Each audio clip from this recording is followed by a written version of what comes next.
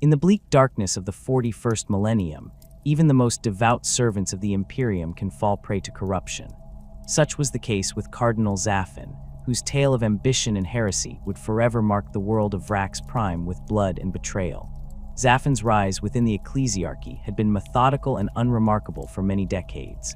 Born to a noble family on Gathalammer, he showed early promise as a charismatic orator and diligent student of Imperial doctrine. His advancement through the ranks of the Adeptus Ministorum followed a predictable trajectory: acolyte, deacon, priest, and eventually, bishop. Each promotion came through a combination of political acumen, demonstrated piety, and carefully cultivated connections with influential patrons within the church hierarchy.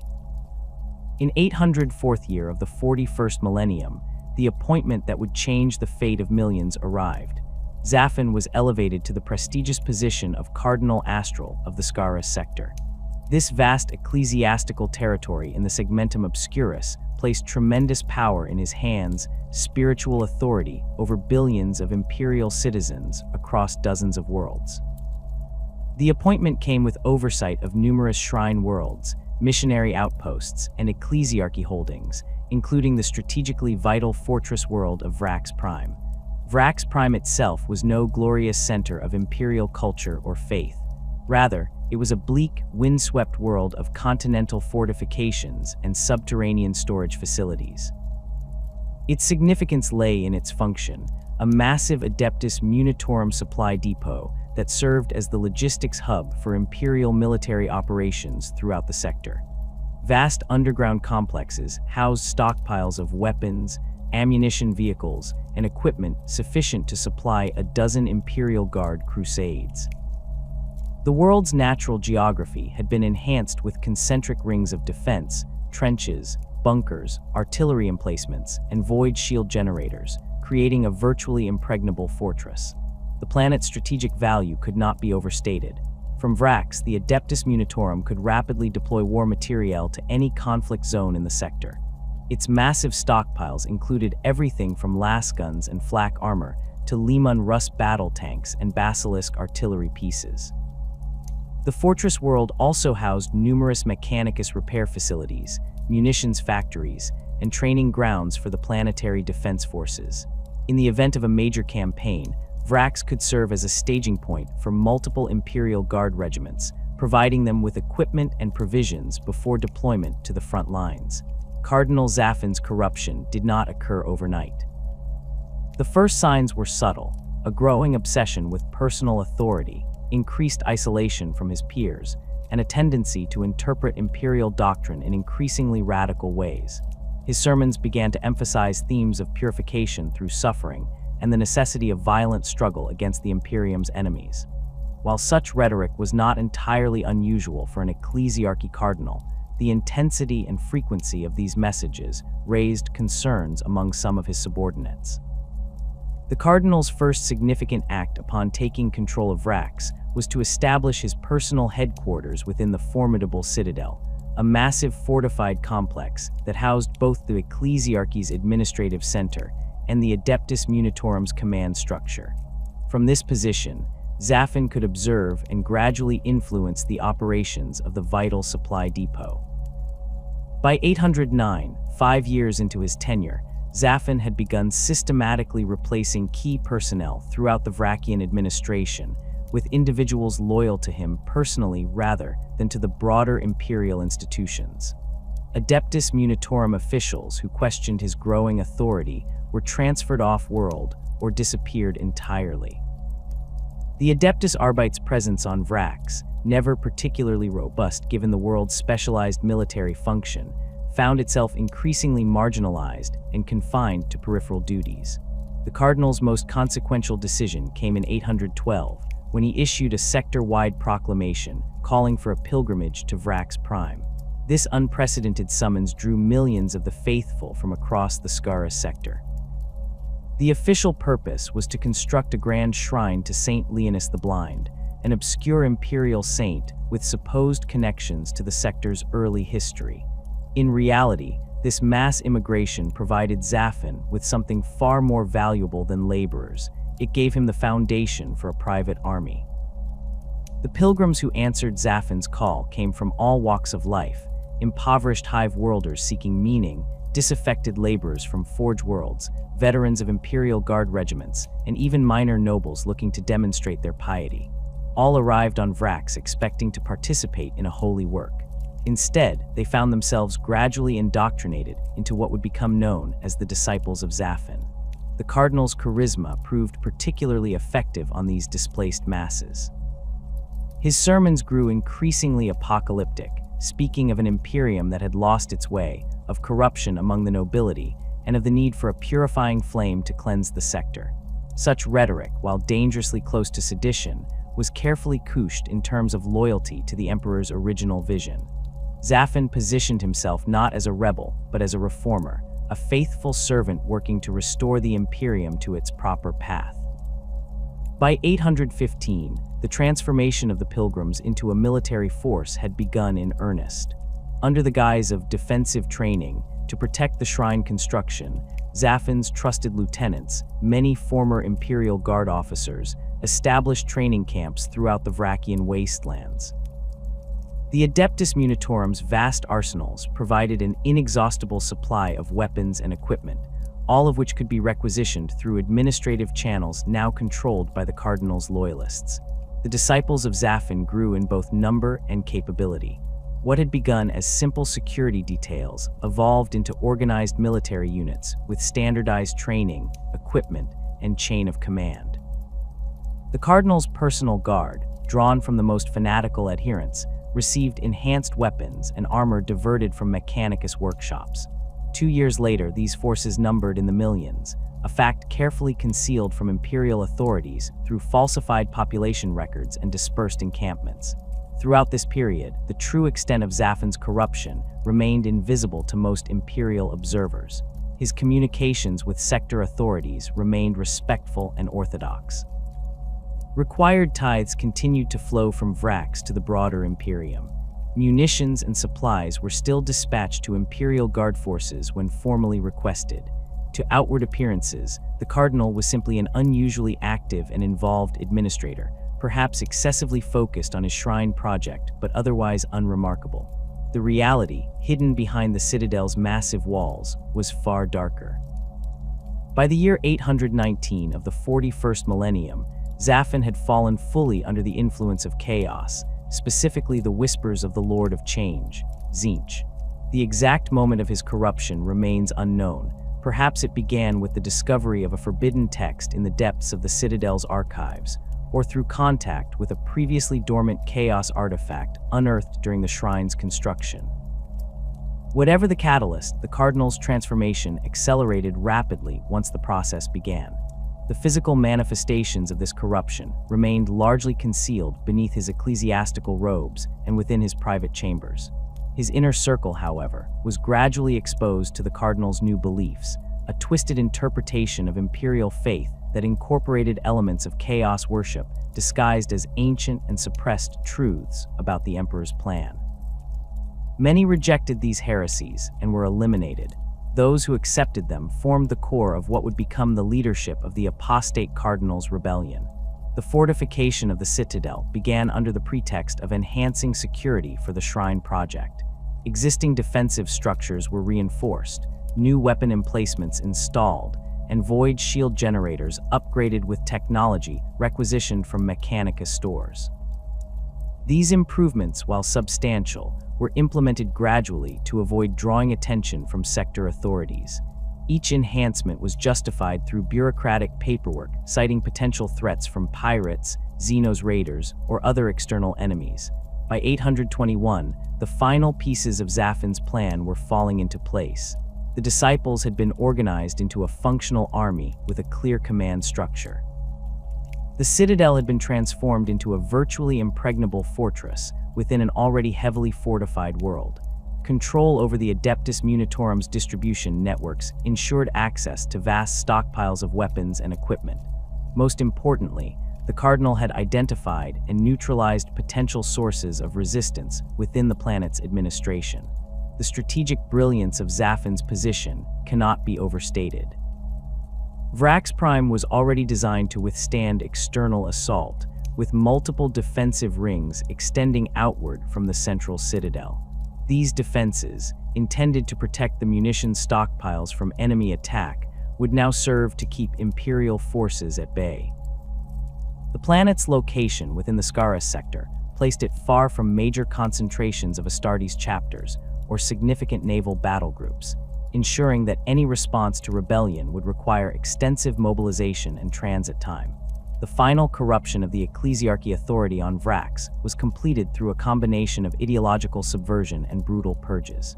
Priests and deacons who demonstrated unwavering loyalty to Terra were gradually replaced with Zaphan's chosen appointees. Those who could not be removed through administrative means met with unfortunate accidents or disappeared during pilgrimages to remote shrine sites.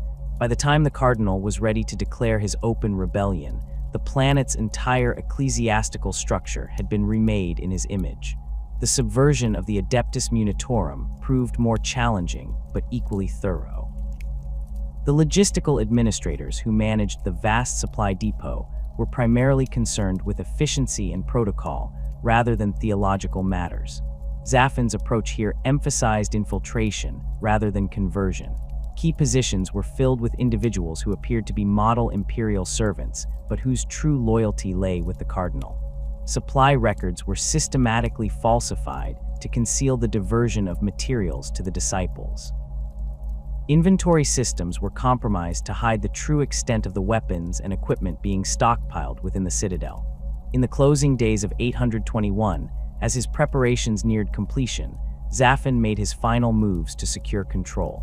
The remaining loyal elements of the planetary defense forces were dispatched to remote outposts under the pretense of responding to potential threats, effectively removing them from the strategic equation. Communication arrays were placed under the direct control of the Cardinal's most trusted lieutenants, ensuring that no unauthorized messages could reach the wider Imperium. The small Adeptus Arbites precinct, already marginalized and undermanned, was overwhelmed in a single night of coordinated violence. With these actions, Cardinal Zaphan completed his transformation from Imperial servant to apostate warlord. The fortress world of Vraks Prime, with its vast munition stockpiles, formidable defenses, and newly created army, stood ready to defy the Imperium that had created it. The stage was set for what would become one of the most grueling and bloody sieges in Imperial history, a conflict that would consume millions of lives and test the resolve of even the Emperor's finest warriors. Word of Cardinal Zaphan's treachery did not reach the highest echelons of Imperial authority immediately. The first indications of trouble came through routine administrative channels when the Adeptus Munitorum noted irregularities in supply requisition patterns from Vraks Prime. Scheduled shipments of munitions to frontline Imperial Guard regiments began arriving incomplete or not at all. Astropathic communications with the fortress world became increasingly delayed, garbled, or simply unanswered. By early 822, these inconsistencies could no longer be dismissed as administrative errors. The Adeptus Munitorum dispatched a senior logistical adept to investigate the situation personally. When his shuttle was denied landing clearance and subsequently fired upon by defense batteries that should have been under Imperial control, the truth became undeniable. Cardinal Zaphan had severed Vraks Prime from Imperial authority. The Adeptus Munitorum wasted no time in declaring the Vraxian secession an immediate strategic threat. The loss of the munitions stockpile alone represented an incalculable blow to Imperial military operations throughout the sector. More concerning was the possibility that Zaphan might distribute these weapons to other potential rebels or even Xeno's forces. The strategic location of Vraks as a linchpin in sector-wide defense could not be compromised. Within days of confirmation, the Adeptus Munitorum convened an emergency strategic assessment at their headquarters on Terra. Senior logisticians, military strategists, and representatives from the Adeptus Administratum pored over tactical maps and fortification schematics of Vraks. Their conclusion was sobering. Reclaiming the fortress world would require a massive commitment of Imperial Guard forces specializing in siege warfare. The nature of Vraks itself dictated the approach. The concentric rings of defenses, reinforced over centuries and designed to withstand prolonged assault, could not be overcome through conventional warfare. Airborne insertion was impossible due to the overlapping fields of anti-aircraft batteries. Orbital bombardment would risk destroying the very munition stockpiles the Imperium sought to reclaim. This would be a grinding siege of the old pattern: trench warfare, artillery barrages, and infantry assaults measured in meters gained rather than kilometers. For such a specialized campaign, only one Imperial Guard regiment truly excelled: the Death Korps of Krieg. Forged in the nuclear fire of their homeworld civil war, the Krieg regiments had spent centuries perfecting the art of siege warfare. Their unquestioning loyalty, willingness to sustain astronomical casualties, and expertise in trench fighting made them the optimal choice for what promised to be a protracted and bloody campaign. The Death Korps of Krieg originated from a world that had itself rebelled against the Imperium thousands of years earlier.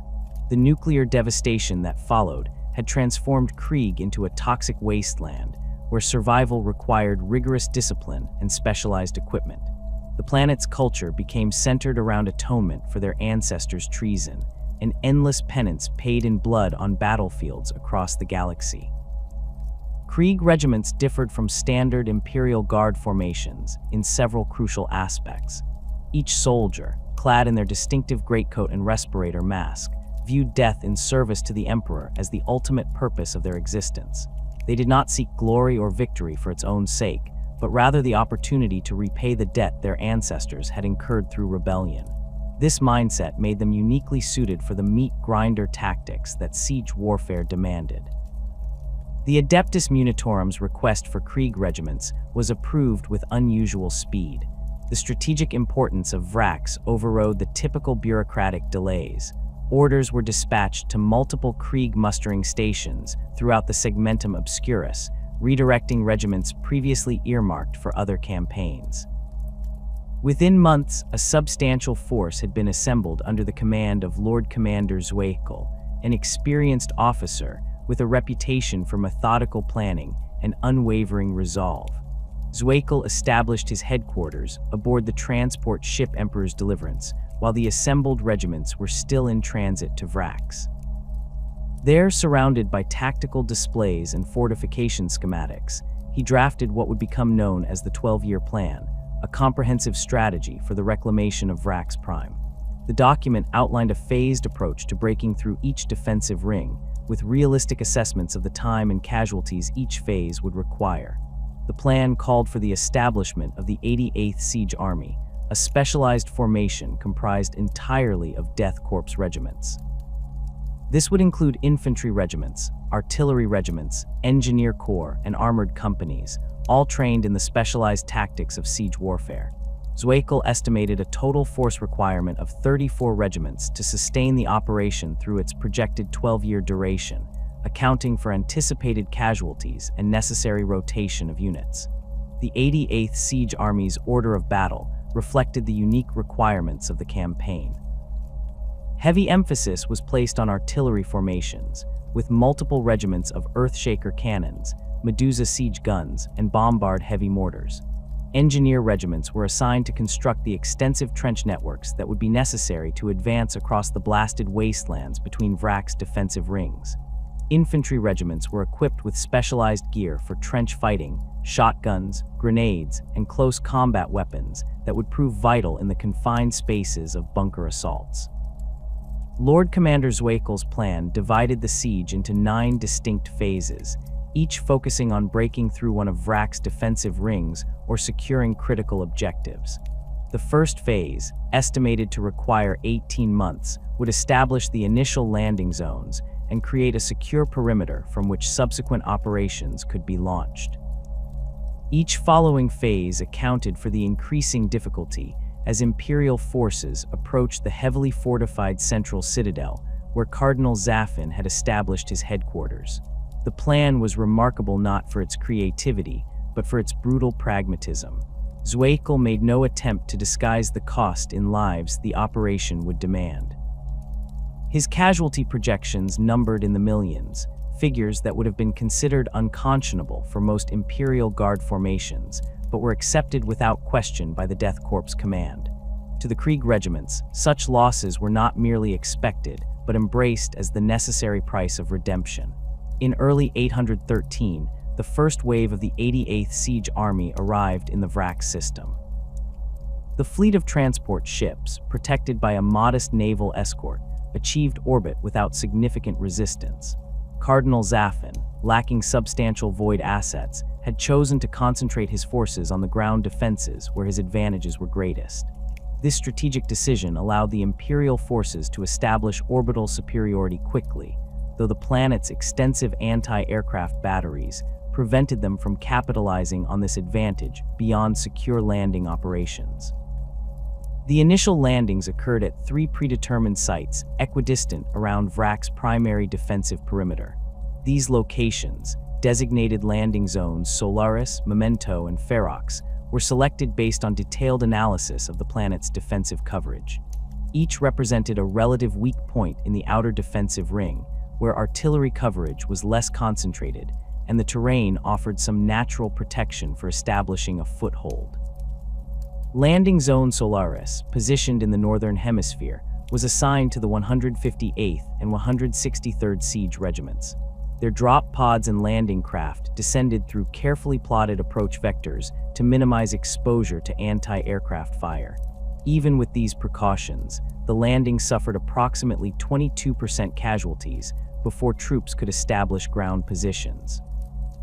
The regiments immediately deployed prefabricated bunkers and began excavating the first trench lines, while Earthshaker batteries were assembled to counter enemy artillery. Landing Zone Memento in the Eastern Hemisphere faced stiffer resistance. The 149th Siege Regiment found their designated landing area heavily reinforced by Zaffin's forces, suggesting a security leak had compromised their plans. Adapting quickly, Death Korps commanders redirected their landing craft to a secondary position 5 kilometers to the north. This improvisation saved the initial wave, but delayed the establishment of artillery positions critical to the defensive perimeter. For 3 days, the regiment endured constant bombardment before their own guns could be brought to bear. Landing Zone Vraks in the Southern Hemisphere proved the most successful of the initial landings. The 143rd Siege Regiment achieved surprise by approaching through a severe electromagnetic storm that disrupted enemy targeting systems. Exploiting this advantage, they secured a perimeter twice the expected size and captured several intact enemy artillery positions. These guns were immediately turned against their former owners, providing crucial fire support during the vulnerable early hours of the landing operation. As each landing zone secured its immediate perimeter, the second wave of the 88th Siege Army began its descent. Heavy equipment that could not be accommodated in the initial assault craft now arrived in massive landers. Lehman Russ battle tanks, Basilisk artillery pieces, Trojan support vehicles, and the massive Hades breaching drills that would prove essential in penetrating Vraks' fortified bunker networks. The Logistics Corps established supply dumps, ammunition depots, and field hospitals in standardized patterns that reflected centuries of Krieg siege doctrine. The Death Korps' approach to establishing defensive positions reflected their unique regimental culture. Each trench was dug to precise specifications, 2 meters deep, 1 meter wide, with firing steps positioned every 5 meters. Reinforced bunkers were constructed at strategic intervals, each capable of withstanding direct hits from all but the heaviest artillery. Communication trenches connected the forward positions to command bunkers and artillery observation posts. The entire network expanded outward from the landing zones in a methodical pattern that prioritized defensibility over speed of advance. Within weeks, the characteristic landscape of a Krieg siege had transformed the terrain around each landing zone. Endless trench networks stretched toward the enemy positions, while behind them rose the prefabricated structures of field headquarters, munitions depots, and vehicle parks. Death Korps quartermasters established the logistical systems that would sustain the army through years of grinding warfare, ammunition resupply lines, ration distribution centers, and the somber casualty processing facilities, where the dead would be efficiently documented before mass burial. The soldiers of Krieg adapted to the harsh Vraksian environment with the stoicism for which they were renowned. The planet's toxic atmosphere, polluted by centuries of industrial activity and weapons testing, posed no challenge to troops who had grown up in the nuclear wasteland of their homeworld. their standard-issue respirators filtered the worst contaminants, while their greatcoats provided protection against the caustic precipitation that frequently fell from Vraks' cloud-choked skies. By the end of the first month, the 3 landing zones had been secured against enemy counterattack. Defensive perimeters extended approximately 12 kilometers from each landing site, creating secure areas where subsequent waves of troops and equipment could arrive safely. Artillery batteries established interlocking fields of fire, while reconnaissance units probed the enemy defenses to identify weaknesses that could be exploited in the coming advance. Lord Commander Zweikel established his forward headquarters at Landing Zone Solaris, converting a captured munitions bunker into a command center from which he could coordinate the 3-pronged assault. Communication networks linked the scattered Imperial forces, allowing for coordinated artillery barrages and preventing the enemy from concentrating their forces against any single landing zone. Daily tactical briefings established the methodical pace that would characterize the entire campaign, advances measured in meters, objectives defined by specific bunker complexes or artillery positions rather than grand geographical features. The first significant test of the Imperial foothold came approximately 6 weeks after the initial landings. Cardinal Zaffin, recognizing the threat the established beachheads represented, launched coordinated counterattacks against all 3 landing zones. Masses of fanatical disciples, supported by captured Liman Rus tanks and artillery, surged toward the Imperial positions in human wave assaults reminiscent of the most desperate battles of the Horus Heresy. The Death Korps received these attacks with characteristic discipline.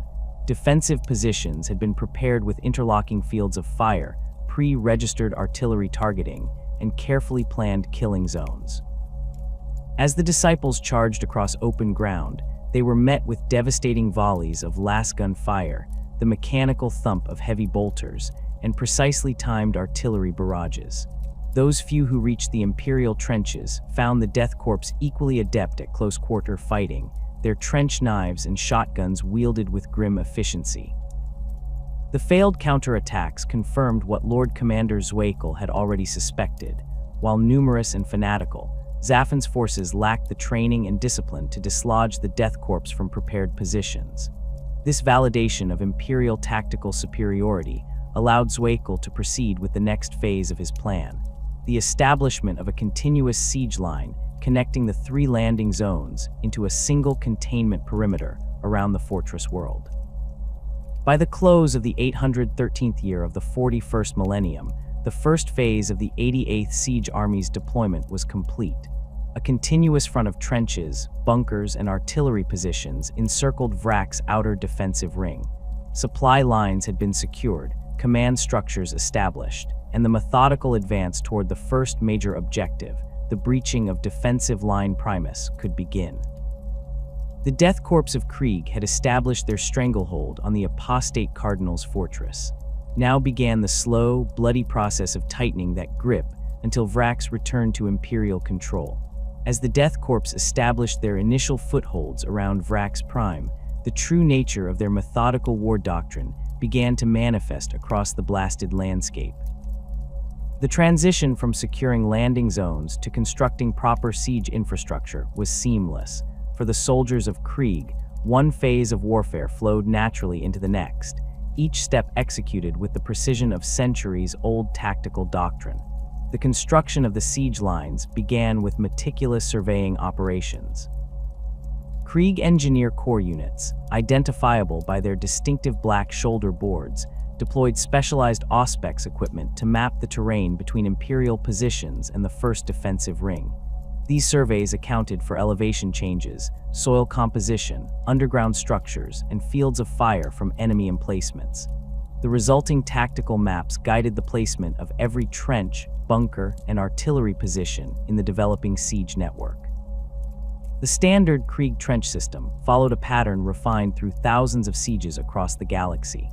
Forward trenches, known as assault positions, were constructed approximately 800 meters from enemy fortifications, just beyond the effective range of most defensive small arms, but close enough for Imperial artillery observers to direct accurate fire. These forward positions featured reinforced firing steps, sniper platforms, and hardened Vraks relay stations to coordinate attacks. Behind these, at intervals of roughly 200 meters, stretched the support and reserve trenches. These deeper excavations housed command posts, medical stations, and ammunition caches. Connecting these parallel lines were communication trenches, dug in zigzag patterns to minimize the impact of enemy artillery and prevent a single breach from compromising the entire network. The resulting grid resembled a vast web spreading across the Vraxian wasteland, each strand positioned to channel men and materials toward the enemy while minimizing exposure to defensive fire. The 291st Engineer Regiment specialized in what Krieg doctrine termed circumvallation, the construction of fortifications facing the enemy, and contravallation, defenses facing outward to protect against relief forces. Their work transformed the initial perimeter into a formidable barrier that simultaneously pressed inward toward the renegade Cardinal's positions while securing the Imperial rear against potential outside interference. Given the strategic importance of Vraks and its substantial munitions stockpiles, Lord Commander Zweikul considered the possibility of chaos reinforcements a genuine threat that required concrete defensive measures. Specialized mining companies from the Engineer Corps established tunnel networks beneath the advancing trench lines. These tunnels served multiple purposes within Krieg siege doctrine. Some extended toward enemy positions, allowing for surprise attacks from below or the placement of explosive charges beneath fortifications. Others connected different sectors of the Imperial line, permitting the rapid and concealed movement of reinforcements to threatened areas. The most extensive tunnels housed subterranean command centers, protected from enemy artillery by dozens of meters of soil and rockcrete reinforcement. The Death Korps' approach to tunnel warfare reflected their homeworld's environment, where much of the population had been driven underground by nuclear devastation. Each tunnel was constructed to exacting specifications, 1.8 meters in height, 1.2 meters in width, with support struts placed every 1.5 meters. Ventilation shafts were disguised within shell craters or collapsed buildings, while water pumps worked continuously to prevent flooding in lower sections. Specialized teams of listeners maintained constant vigilance for the sounds of enemy counter-mining, using amplification devices to detect tunneling activity dozens of meters away through solid earth. As the siege lines expanded, the Krieg artillery regiments established their firing positions according to a carefully calibrated pattern. Heavy batteries of Earthshaker cannons occupied the rearmost positions, capable of bombarding targets up to 15 kilometers distant. Closer to the front, Medusa siege guns and bombard mortars provided more direct fire support for infantry assaults. These artillery parks were concealed beneath camouflage netting and surrounded by defensive earthworks to protect against enemy counter-battery fire. The systematic deployment of artillery followed the Krieg principle of suppression through saturation. Rather than targeting specific enemy emplacements with precision fire, Death Korps doctrine favored prolonged bombardment of entire sectors to gradually degrade all defensive capabilities simultaneously. This approach consumed enormous quantities of ammunition, but aligned with the Death Korps' willingness to expend resources liberally to achieve objectives. The constant thunder of Imperial guns became the background noise of life on Vraks, a relentless percussion that continued day and night without interruption. Ammunition supply for this prodigious expenditure of shells required a logistical operation of staggering proportions. The Quartermaster Corps established forward supply dumps at 5-kilometer intervals behind the front lines, each capable of storing shells sufficient for 3 days of continuous bombardment. Munitions arrived from orbit via armored landing craft, were processed through central depots, and then distributed to forward positions by endless convoys of Trojan support vehicles and Centaur light carriers. The roads connecting these supply points became deeply rutted tracks from the constant traffic, requiring dedicated engineering teams to maintain their usability in Vraks' frequently inclement weather. The Death Korps' approach to sector responsibility divided the encirclement into 17 distinct operational zones, each assigned to specific regiments with clearly delineated boundaries. This compartmentalization ensured that local reverses could be contained without compromising the broader advance. Each sector command maintained independent supply lines, artillery support, and reserve forces, allowing them to operate autonomously if communications were disrupted. This decentralized command structure proved particularly valuable given the electromagnetic interference generated by Vraks void shield arrays, which frequently disrupted Vox communications across the front.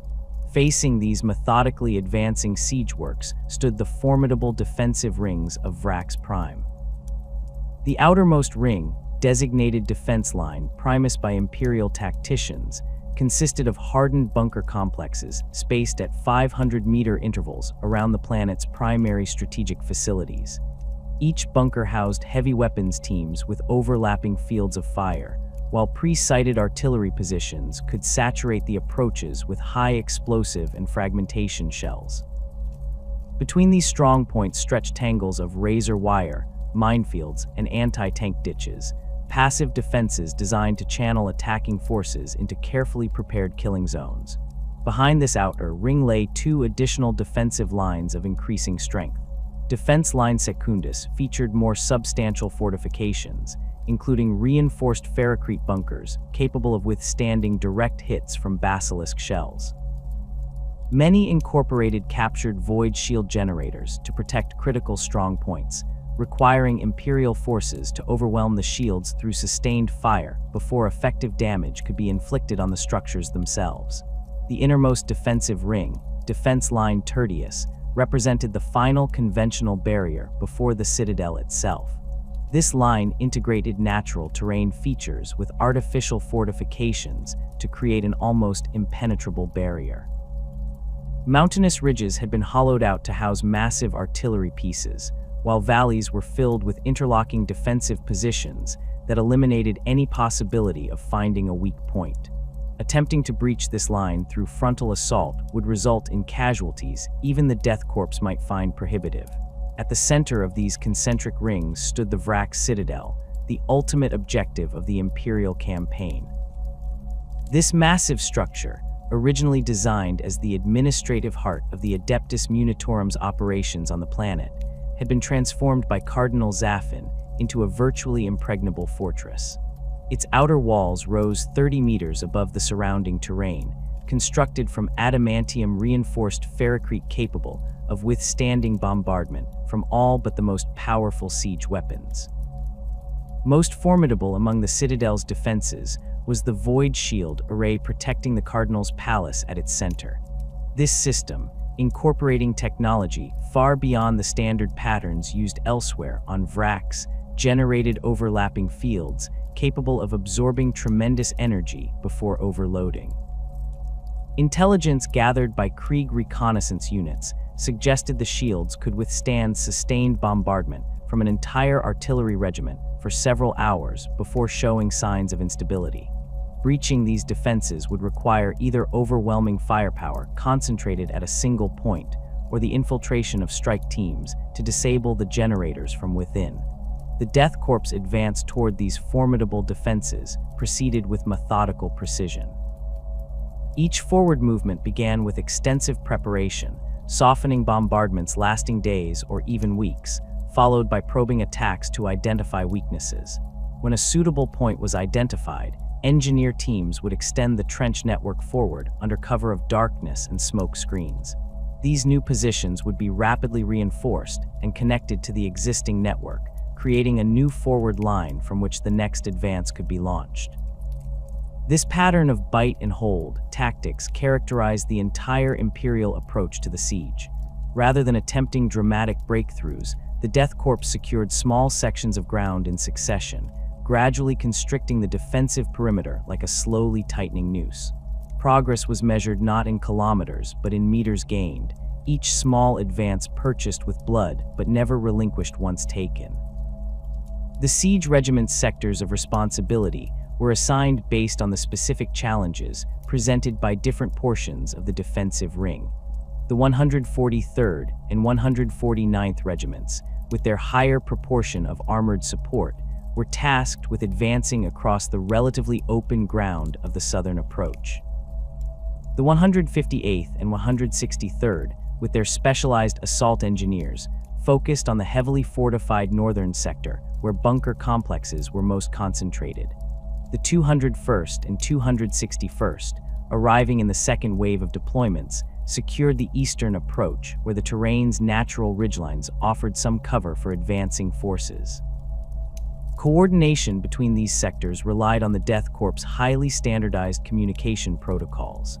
Daily situation reports followed a uniform format that allowed command staff to quickly assess progress across the entire front. Artillery fire plans were synchronized through dedicated Vox channels, ensuring that bombardments in one sector would not interfere with planned infantry movements in adjacent areas.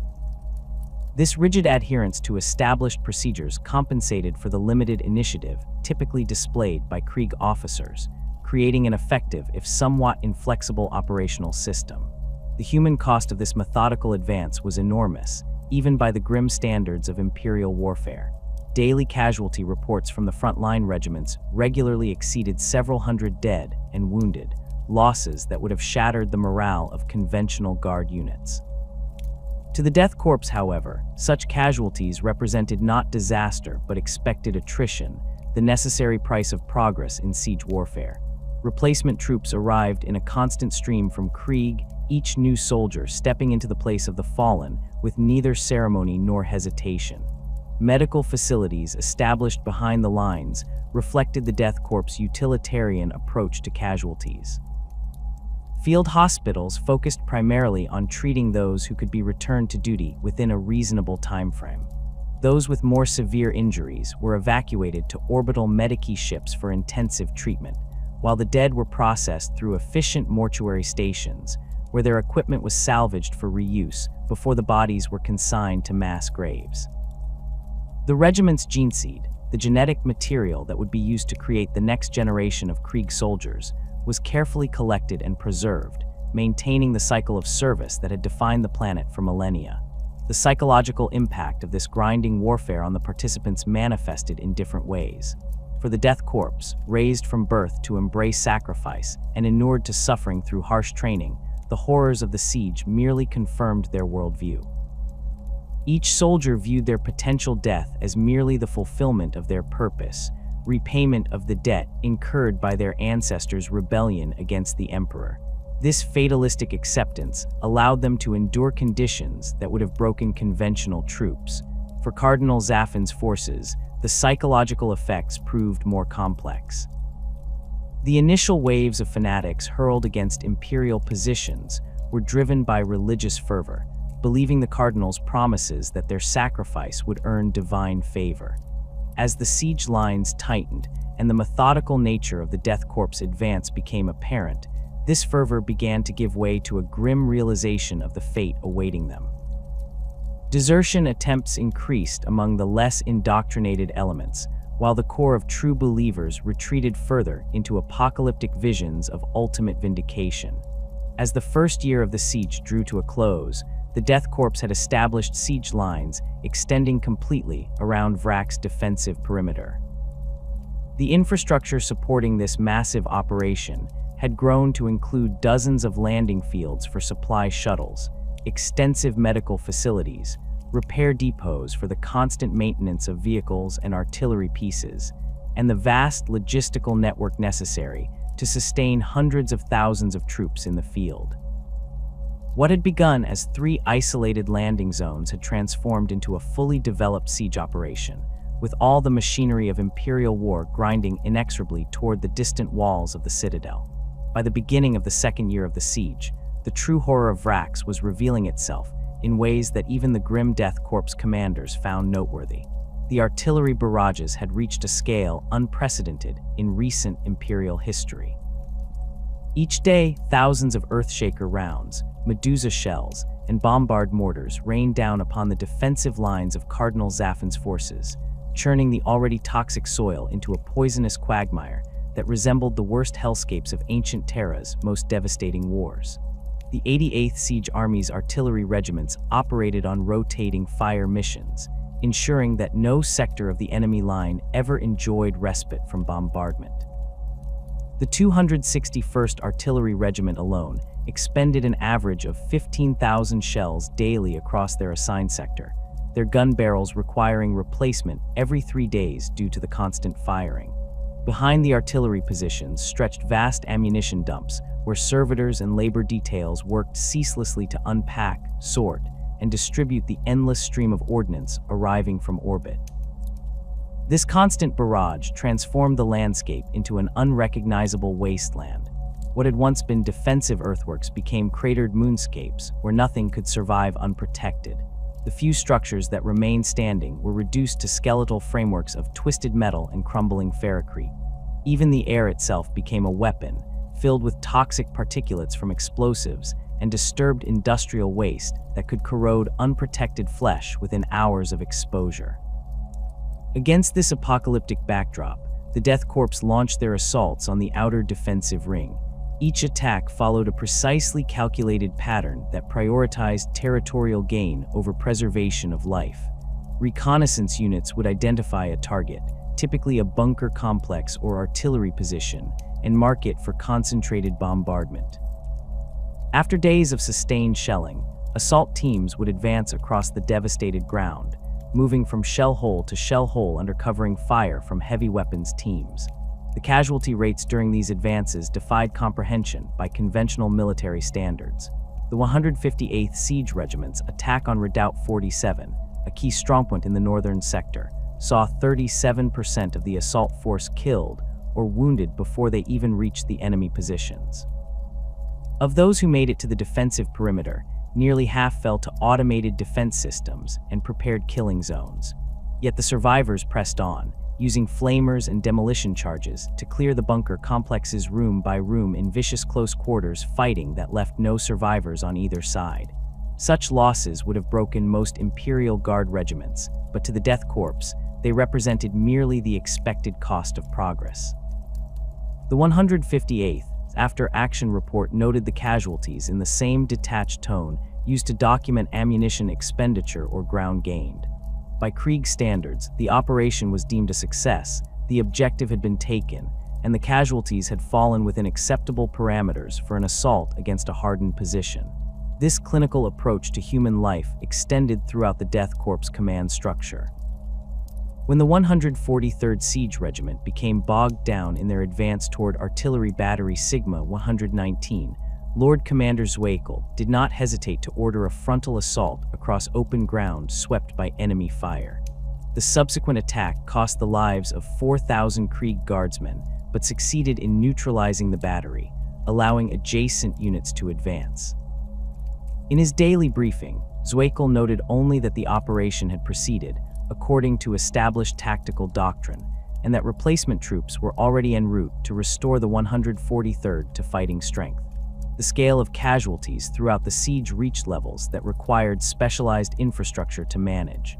Behind the front lines, vast processing centers handled the endless stream of dead and wounded with mechanical efficiency. Triage stations sorted the injured based on their prospects for recovery and return to combat. Those deemed likely to recover quickly received priority treatment, while more severely wounded were often relegated to palliative care until transport to orbital medical facilities became available. For the dead, the process was even more streamlined. Corpse collection teams moved through the trenches after each assault, gathering the fallen and transporting them to mortuary stations where their equipment was salvaged, identification recorded, and bodies interred in mass graves excavated by engineering units. The personal effects of the deceased were not returned to families. By Krieg tradition, a soldier's family was informed of their death when they departed for war, making subsequent notification unnecessary. Instead, usable items were redistributed to replacement troops, maintaining the cycle of service that defined Death Korps' existence. The replacement system itself represented a logistical operation of staggering proportions. Each week, transport ships arrived in orbit carrying thousands of new Krieg guardsmen to replace the fallen. These soldiers, products of Krieg's Vidi-Womb technology rather than conventional reproduction, arrived already fully trained in the regiment's tactical doctrine and indoctrinated in its fatalistic philosophy.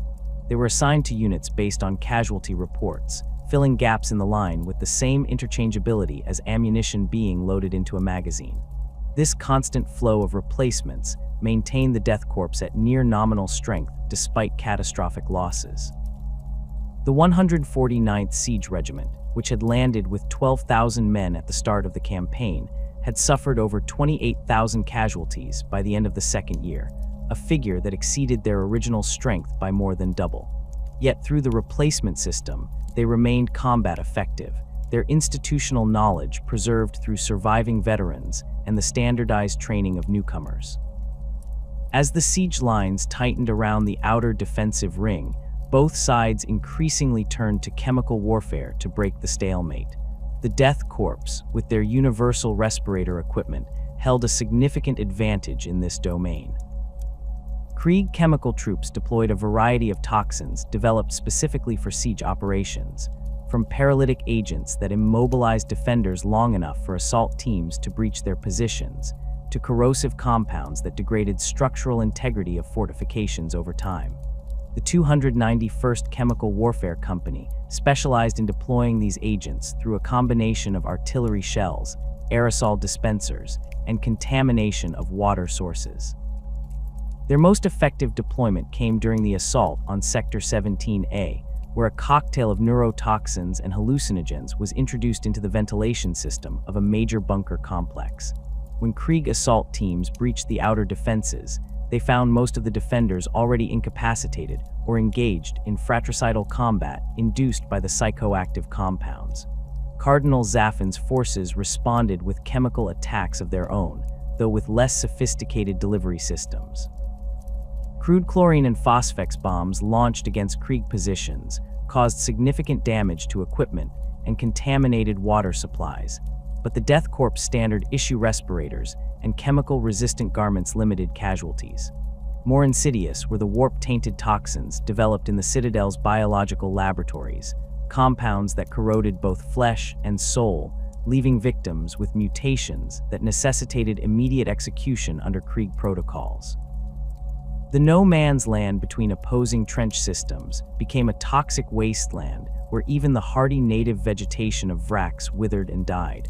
Pools of chemical residue collected in shell craters, giving off vapors that could kill an unprotected human within minutes. The soil itself became saturated with poisons, heavy metals, and more esoteric contaminants, creating an environment hostile to all forms of life. Krieg pioneers tasked with clearing paths for advancing troops reported chemical concentrations that exceeded even the most polluted regions of their homeworld. This poisoned landscape necessitated increasingly specialized equipment for both attackers and defenders. The Death Korps augmented their standard respirators with additional filtration systems and sealed their uniforms with chemical-resistant compounds.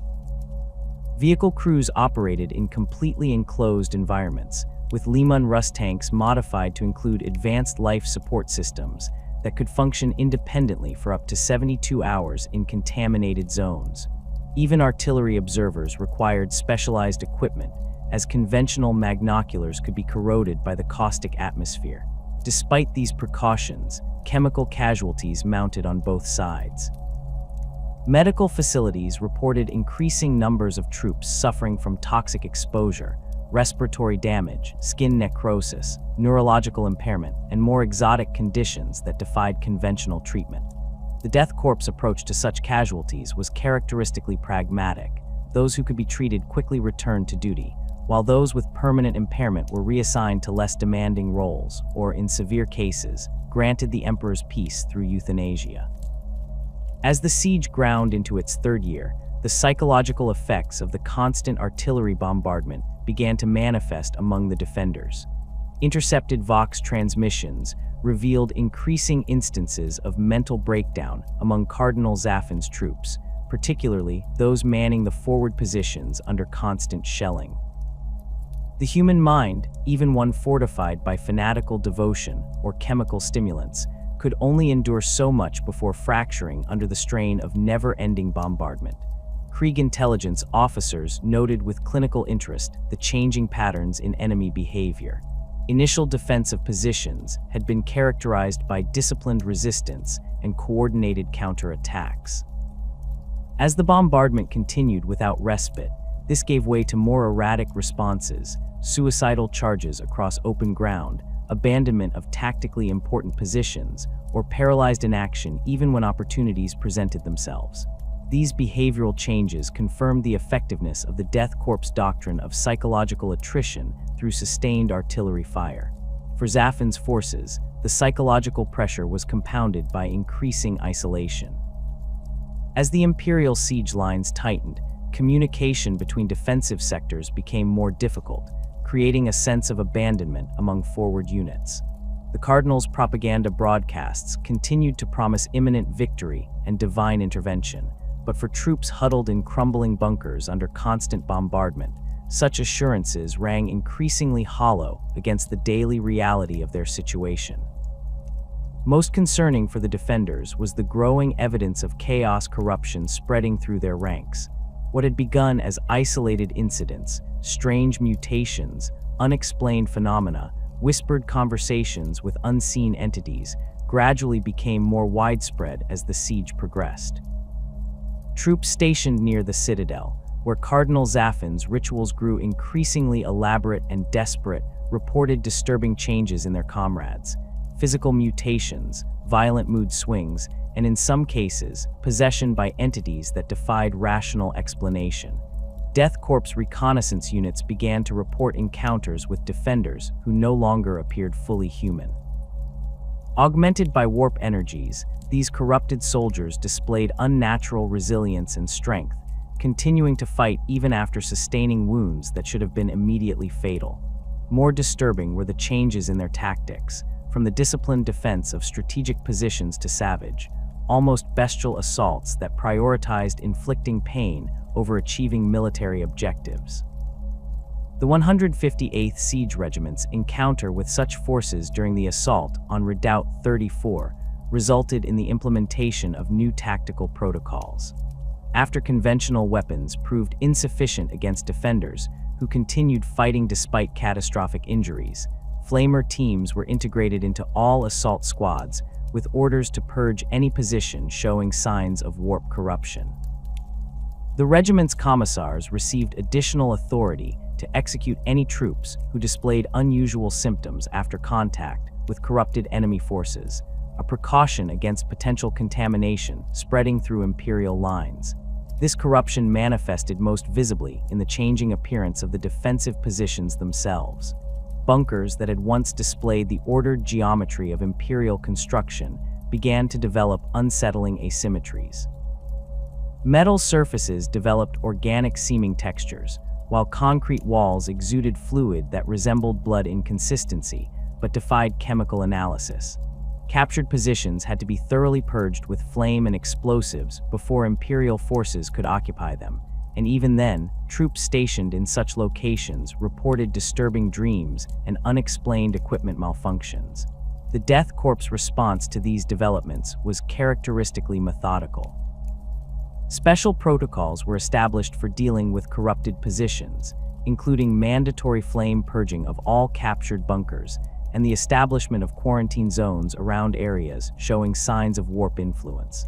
Commissariat officials attached to each regiment received enhanced authority to monitor for signs of contamination among Imperial troops, with standing orders to execute any soldier displaying suspicious symptoms or behavior. Despite these precautions, the constant exposure to warp-tainted environments began to take a toll even on the stoic Death Korps. Regimental medici reported increasing instances of unexplained ailments, nightmares that persisted into waking hours, phantom pain in uninjured limbs, and in some cases, auditory hallucinations described as whispers from the shells. These symptoms were carefully documented and reported to the commissariat, resulting in a significant increase in summary executions for suspected warp contamination. The grinding nature of the siege took on new dimensions as the Death Korps penetrated deeper into the defensive rings. Each position captured revealed new horrors, evidence of ritual sacrifices in command bunkers, walls inscribed with symbols that hurt the eyes to observe, and in some cases, the remains of defenders who appeared to have been consumed by their own mutations. Engineering teams tasked with securing these positions frequently requested flame units to purge areas before standard fortification work could begin. By the fourth year of the siege, the outer defensive ring had been largely breached, though at a cost that would have been deemed unacceptable in any other Imperial campaign. The Death Korps had suffered casualties exceeding 60% of their original strength, with some front-line companies having been completely replaced multiple times over. Yet the advance continued with the same methodical precision, each meter of ground taken becoming another step in the inexorable progress toward the central citadel, where Cardinal Zaffin directed his increasingly desperate defense. The psychological impact of the siege on the defenders manifested in increasingly erratic behavior. Intercepted Vox transmissions revealed growing dissension within Zaffin's forces, with some commanders questioning the Cardinal's strategies or even his sanity. These doubts were met with brutal purges, further depleting the already strained defensive forces. Desertion attempts increased, though few succeeded. Those caught by their own side faced ritualistic execution, while those who reached Imperial lines typically carried such obvious signs of corruption that Death Korps forces eliminated them on sight. As the Imperial forces prepared to assault the second defensive ring, Lord Commander Zweikel's staff compiled casualty figures that illustrated the true cost of the campaign. In 4 years of fighting, the 88th Siege Army had suffered over 1.2 million casualties, dead, wounded, and those executed for suspected contamination. Yet by Death Korps standards, this represented an acceptable exchange rate for the ground gained and the damage inflicted on the enemy. The siege would continue, regardless of cost, until Cardinal Zaffin's heresy was answered with the Emperor's justice, delivered through the unyielding resolve of Krieg's sons and daughters. As the siege of Vraks ground into its 5th year, the true nature of Cardinal Zaffin's rebellion began to manifest in ways that even the most hardened Death Korps veterans found disturbing. The first confirmed sighting of Chaos Space Marines came during an assault on Redoubt 73 in the middle defensive ring. A squad from the 143rd Siege Regiment had breached the outer walls of the fortification when they encountered warriors in power armor bearing the distinctive Hydra insignia of the Alpha Legion. The engagement was brief and devastating. Of the 20 Krieg guardsmen who entered the redoubt, only one returned alive to report what he had witnessed. Initial reports were met with skepticism by Lord Commander Zweikel's staff. The possibility that Cardinal Zaffin had secured the support of traitor Astartes represented a significant escalation beyond what Imperial intelligence had anticipated. Confirmation came 3 days later, when long-range picked captures from a reconnaissance Valkyrie clearly showed Alpha Legion warriors directing defensive operations at multiple strongpoints along the secondary defensive line. The images revealed not just their distinctive azure armor with silver-green highlights, but also their characteristic use of infiltration tactics, with several legionaries observed wearing modified versions of Vraxian militia uniforms to move undetected among the Cardinal's forces. The Alpha Legion's presence explained the sudden improvement in defensive coordination that Imperial forces had encountered in recent months. Where previously the Vraxian defense had been characterized by fanatical but tactically unsophisticated resistance, they now faced carefully planned ambushes, counter-attacks timed to exploit vulnerabilities in the Imperial advance, and defensive positions that seemed to anticipate the Death Korps' siege tactics with uncanny precision. Interrogation of captured Vraxian officers revealed that Alpha Legion advisors had been present since at least the 3rd year of the siege, though initially in small numbers and operating covertly. Their influence had gradually expanded as Cardinal Zaffin's position deteriorated, offering tactical expertise in exchange for access to the planet's munitions stockpiles, and more disturbingly, to the Cardinal's growing pool of potential recruits for the traitor legions. The Alpha Legion was not alone in their interest in Vraks. Within weeks of their confirmed presence, Imperial forces began to encounter warriors bearing the iconography of the Word Bearers, their crimson armor adorned with profane texts and unholy symbols. Unlike the Alpha Legion's subtle approach, the Word Bearers made no attempt to conceal their presence. They led from the front in counterattacks, their bolters cutting down Krieg guardsmen with contemptuous ease, while they chanted blasphemous litanies that caused nearby electronics to malfunction and unprotected flesh to blister. The word-bearers brought with them a new dimension to the conflict, spiritual corruption, on a scale that threatened the Death Korps' iron discipline. Their dark apostles established shrines in captured bunkers and redoubts, conducting rituals that thin the barrier between real space and the warp. The effects manifested in disturbing phenomena across the battlefield: spontaneous combustion of munitions, Vox units broadcasting screams in unknown languages, and most alarmingly, reports of the dead rising to attack their former comrades in isolated outposts. Death Korps commissars responded with increased vigilance, executing any soldier who showed signs of psychological distress or reported unusual experiences. These summary executions reached such levels that Lord Commander Zweigel was forced to issue a directive reminding the commissariat that maintaining combat strength required some discretion in their duties. The directive was largely ignored. To the grim-faced political officers, preserving the spiritual purity of the regiments took precedence over tactical considerations. By the 6th year of the siege, the presence of traitor Astartes had expanded to include elements of the Iron Warriors Legion. Their arrival marked a significant shift in the defensive strategy employed by Zaffin's forces. Under the direction of Iron Warriors Warsmith Kalvax, the middle defensive ring was rapidly reinforced with sophisticated fortifications that bore the unmistakable hallmarks of Perturabo's sons: interlocking fields of fire, cunningly concealed bunkers, and defensive positions designed to funnel attackers into pre-sighted killing zones. The Iron Warriors brought with them massive siege engines of ancient design, including several Typhon heavy siege tanks, whose massive Dreadhammer cannons could reduce even the most heavily reinforced Death Korps positions to rubble with a single shell. These war machines were deployed at strategic points along the defensive line, their mere presence forcing Imperial commanders to divert significant resources to neutralize them before advances could continue. The Death Korps' response to these developments was characteristically stoic. Tactical doctrines were adjusted to account for the presence of traitor Astartes, with special emphasis on avoiding direct engagements where possible. Heavy weapons teams were instructed to prioritize targeting of identified Chaos Space Marines, while assault units received additional training in using their numbers to overwhelm the physically superior but numerically limited traitors. Despite these adaptations, the casualty rate among Imperial forces increased dramatically wherever traitor Astartes were encountered. A single Chaos Space Marine could cut through a squad of guardsmen in seconds, their enhanced physiology and warp-tainted armor rendering them virtually invulnerable to standard-issue lasguns.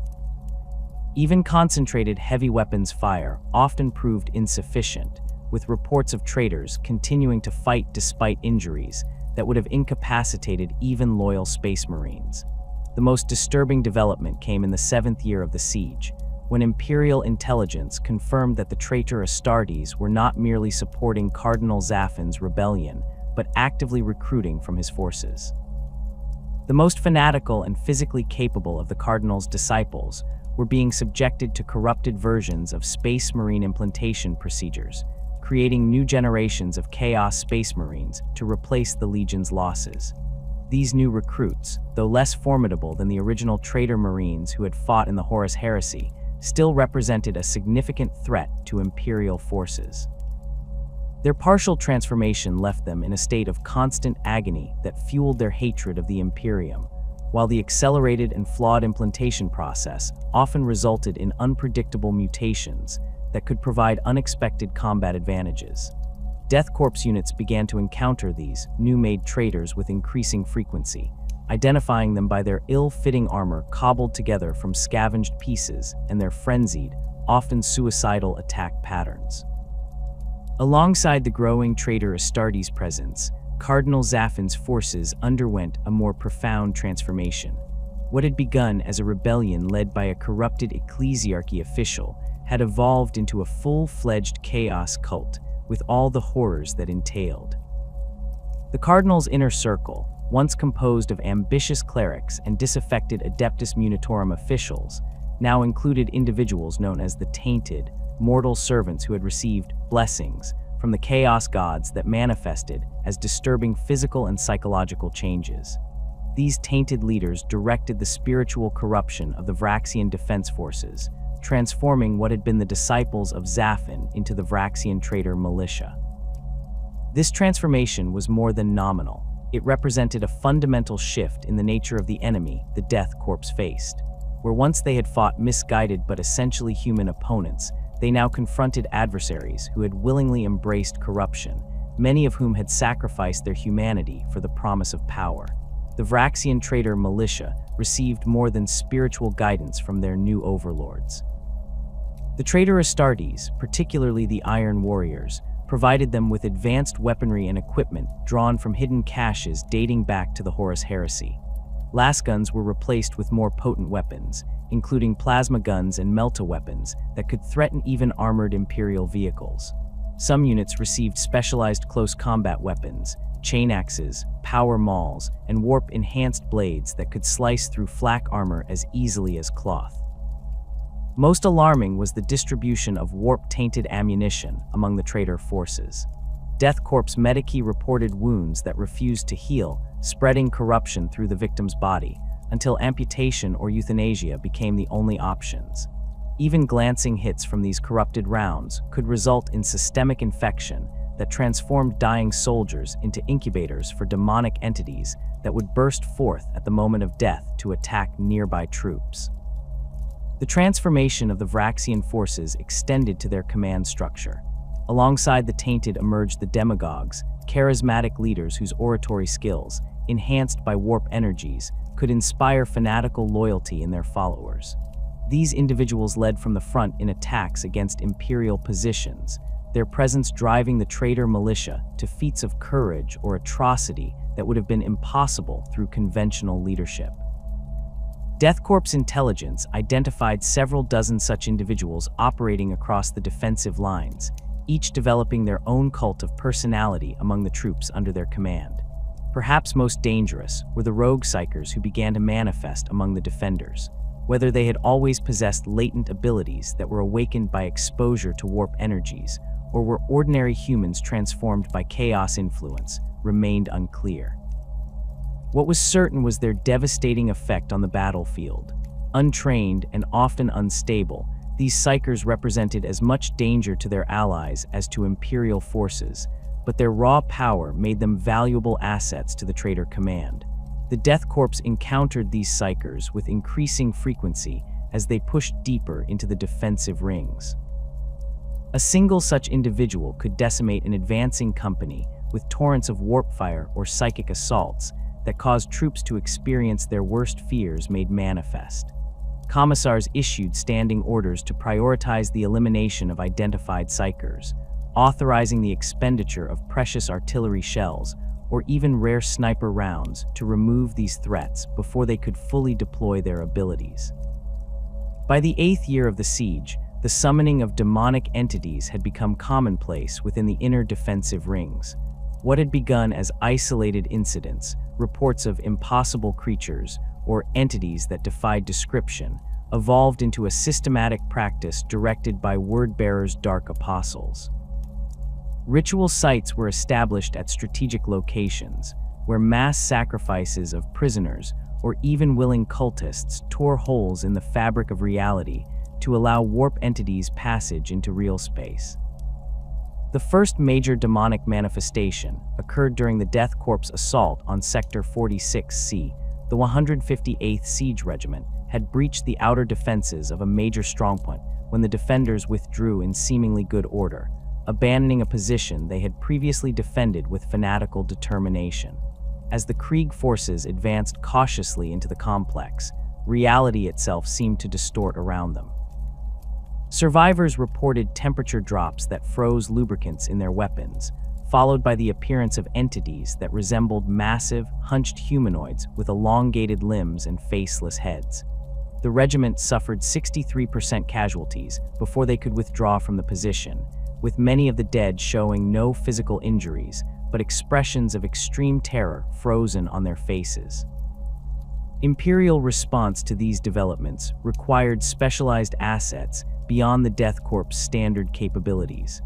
Inquisitorial representatives attached to Lord Commander Zweikel's staff authorized the deployment of sanctioned psychers to detect and counter warp manifestations.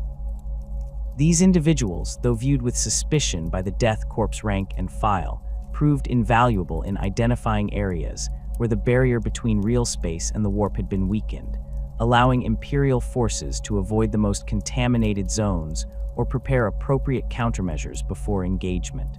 The transformation of the Vraksian forces extended to their equipment as well as their personnel. Vehicles captured from Imperial stockpiles or brought by the traitor Astartes underwent disturbing modifications under the direction of Dark Mechanicum adepts.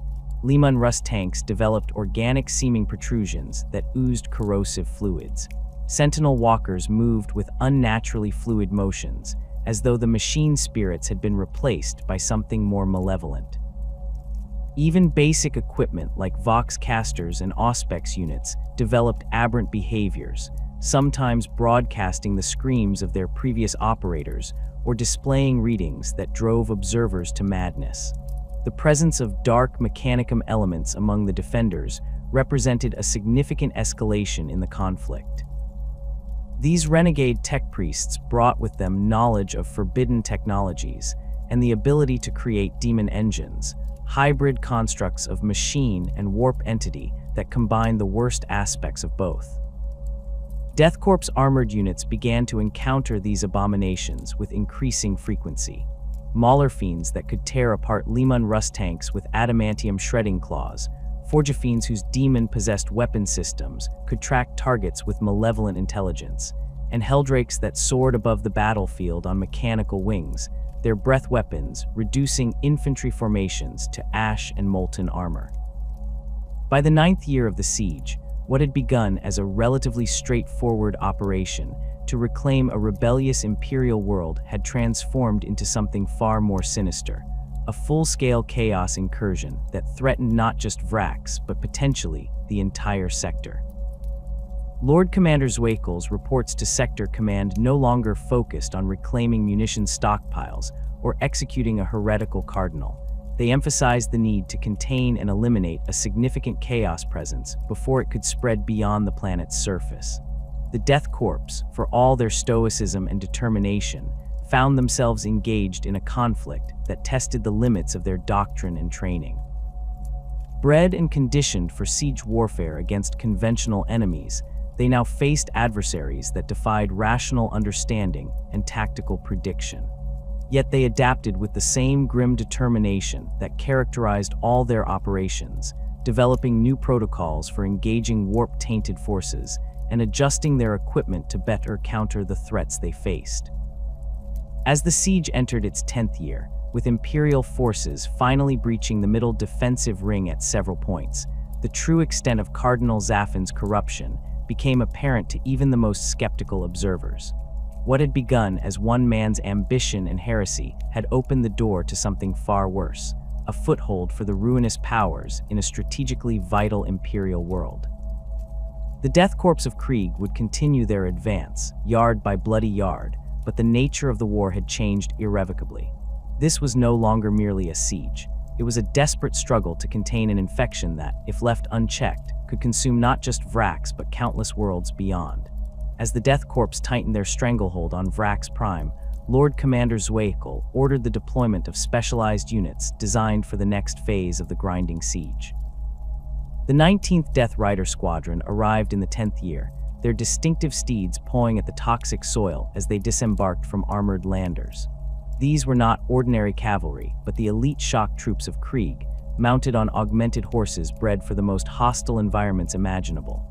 Each beast stood taller than a standard warhorse, with reinforced skeletal structures and enhanced respiratory systems that allowed them to function in Vraks' increasingly poisonous atmosphere. The Death Riders themselves cut imposing figures as they assembled at Forward Command Base Delta 9. Clad in the distinctive greatcoats of Krieg, but modified with additional armor plating at vital points, They carried hunting lances tipped with explosive charges, designed to breach bunker firing slits or disable light vehicles. Their respirator masks incorporated enhanced targeting systems, while their mounts wore partial carapace armor that protected vital organs while maintaining mobility. Each squadron consisted of 20 riders organized into 4 sections, with a Death Rider commander at their head carrying the unit's standard, a tattered black flag bearing the skull symbol of Krieg embroidered in silver thread. Alongside the Death Riders came the elite Grenadier Storm Squads, veterans selected from the most experienced assault troops in each regiment. These soldiers wore carapace armor rather than the standard flak armor of line infantry, the overlapping plates capable of withstanding hits that would shred conventional protection. Their helmets featured enhanced auto senses and rebreather systems that could filter out even the most virulent toxins now present in Vraks' atmosphere. Each grenadier carried a Hellgun, a more powerful variant of the standard lasgun drawing power from backpack generators, and specialized grenades designed for bunker clearance. The deployment of these elite units signaled a shift in Imperial strategy. After years of methodical advances measured in meters, Zweikel planned to execute breakthrough operations at key points along the middle defensive ring. The Death Riders would exploit gaps created by artillery bombardment, pushing deep into enemy territory to disrupt communication and supply lines, while Grenadier Storm Squads would secure critical strongpoints to prevent enemy counterattacks from sealing the breaches. To support these operations, the mechanized elements of the siege army underwent significant reinforcement. Fresh companies of Lehman Russ battle tanks arrived from Forge worlds throughout the sector, their engines still bearing factory seals as they rolled down the ramps of massive landing craft. The standard battle tank variant formed the core of these armored formations, their turret-mounted battle cannons capable of reducing bunkers to rubble with concentrated fire. Supporting them were more specialized variants, demolishers with their short-barreled, high-caliber guns designed for close-range fortress breaking, exterminators whose rotary autocannons could saturate defensive positions with high-velocity shells, and punishers that could sweep trenches clear with their Gatling cannons. More impressive were the Malkador heavy tanks that arrived to reinforce the armored spearhead. These massive vehicles, significantly larger than the Lehman Russ and mounting more substantial armament, represented an older pattern of Imperial armor rarely seen in such numbers. The standard Malkador variant carried a powerful battle cannon supported by multiple heavy bolters, while the Annihilator pattern replaced this with twin las cannons capable of piercing the heaviest enemy armor. Most feared by the defenders were the Malkador Infernus tanks, whose massive promethium projectors could flood defensive positions with burning fuel that clung to surfaces and continued burning even in Vraks' oxygen-poor atmosphere. The apex of Imperial armor capability arrived in the form of Baneblade squadrons. These super-heavy tanks, each weighing in excess of 300 tons, represented the ultimate expression of Imperial battlefield dominance. Their main armament, the massive Baneblade cannon, could demolish fortifications that had withstood weeks of conventional artillery fire, while their secondary weapon systems allowed them to engage multiple targets simultaneously. The psychological impact of these behemoths proved as valuable as their tactical capability.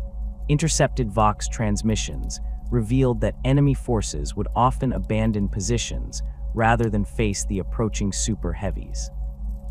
The deployment of these armored formations required substantial logistical support. Trojan support vehicles followed behind the tank companies, carrying spare parts, ammunition, and fuel. Atlas recovery tanks stood ready to retrieve damaged vehicles from the battlefield, their powerful winches capable of towing even a disabled Baneblade to safety. Behind the lines, mobile repair stations operated day and night, their tech priests and servitor teams working tirelessly to return damaged vehicles to operational status. The concentrated armored thrust began at dawn on the 3,653rd day of the siege. After a preparatory bombardment that lasted 18 hours without pause, the tanks of Armored Battle Group Keld advanced through a gap in the defensive line designated Breach 7. The Lehman Russ companies moved in arrowhead formations, with demolisher variants at the tip to absorb and return fire from remaining defensive positions. Behind them came the Malcadors, their heavier armament targeting identified strongpoints that could threaten the advance. The Baneblades followed in the wake of these formations, their massive guns silencing any significant resistance that the lighter tanks could not overcome. The breakthrough achieved what 3 years of infantry assaults had failed to accomplish. By nightfall, armored battle group Keld had penetrated 7 kilometers into enemy territory, creating a salient that threatened to split the defensive line in two. Death Rider squadrons exploited this success, moving through the gap under cover of darkness to strike at command bunkers and supply depots in the rear areas. Their attacks sowed confusion among the defenders, with contradictory orders and failed reinforcement attempts creating opportunities for further Imperial advances. Grenadier storm squads followed the armored spearhead, securing key terrain features and establishing defensive positions to protect the flanks of the salient. Their carapace armor proved its worth as they weathered desperate counter-attacks from Vraxian forces, including several led by traitor Astartes, who recognized the strategic threat the breakthrough represented. The 4th Grenadier Company of the 158th Siege Regiment earned particular distinction during this phase, holding an exposed position designated Hill 256 against 17 separate assaults over a 30-hour period, allowing the armored formations to continue their advance without concern for their southern flank. The success of the breakthrough operations led to a significant expansion of scorched earth tactics by both sides. The Vraxian defenders, recognizing they could not halt the Imperial advance, began systematically destroying anything of value in areas they could not hold. Munitions dumps were detonated, water purification systems poisoned, and infrastructure demolished to deny their use to Imperial forces. In some sectors, the defenders employed chemical weapons and radioactive materials to render entire areas uninhabitable, forcing the Death Korps to deploy in full NBC protection gear, even in rear areas. The Death Korps responded with their own program of environmental devastation.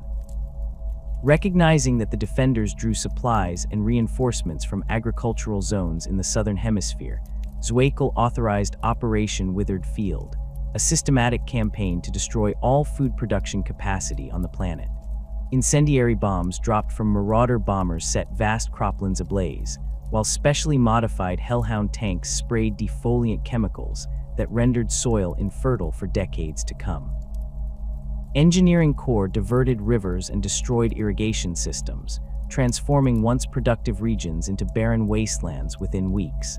The environmental impact of these tactics was catastrophic and far-reaching. Vraks Prime had never been a garden world, but large portions of its surface had supported basic agriculture and maintained breathable atmosphere through extensive lichen forests that processed carbon dioxide. The combined effect of chemical warfare, unrestricted artillery bombardment, and deliberate environmental destruction transformed these areas into toxic wastelands where nothing could survive unprotected. Atmospheric contamination reached levels that required Imperial forces to operate in sealed environments throughout much of the planet. The Death Korps, already equipped with respirators as standard issue, adapted more readily than their enemies. Vraxian forces without access to similar protection suffered increasing casualties from respiratory diseases and chemical poisoning, further degrading their combat effectiveness as the siege progressed. The surface of Vraks underwent physical transformation as well. Concentrated artillery bombardment altered the very topography of the battlefield, with some areas receiving so many shells that the ground level was lowered by several meters. Hills that had appeared on pre-war maps ceased to exist, while new elevations formed from the accumulated debris of destroyed fortifications. Massive craters filled with toxic water created obstacle zones that channeled movement along predictable paths, which both sides exploited in their tactical planning. Strategic bombardment reached unprecedented levels during this phase of the siege. The Death Korps artillery regiments, already operating at an intensity that would have exhausted most Imperial Guard formations, increased their fire missions by 40% following the breakthrough. Basilisk self-propelled artillery platforms formed the backbone of these operations, their Earthshaker cannons capable of delivering 132-pound shells accurately at ranges up to 15 kilometers. These weapons operated in batteries of 4, with each battery assigned specific fire zones that they would saturate according to predetermined schedules. For closer fire support, Medusa siege guns proved devastatingly effective. These shorter-ranged but more powerful weapons fired shells nearly twice the weight of the basilisk, designed specifically to demolish fortifications through sheer kinetic impact. Medusa batteries were positioned just behind the front lines, often operating within range of enemy counter-battery fire, but protected by earthworks and camouflage netting. Their distinctive dull boom echoed across the battlefield day and night, each shot capable of collapsing bunkers that had withstood weeks of lighter bombardment. The most devastating ground-based artillery came from the bombard heavy mortars. These massive weapons, with barrels angled at 45 degrees, launched shells weighing over 250 pounds in high arcing trajectories that dropped them almost vertically onto target areas.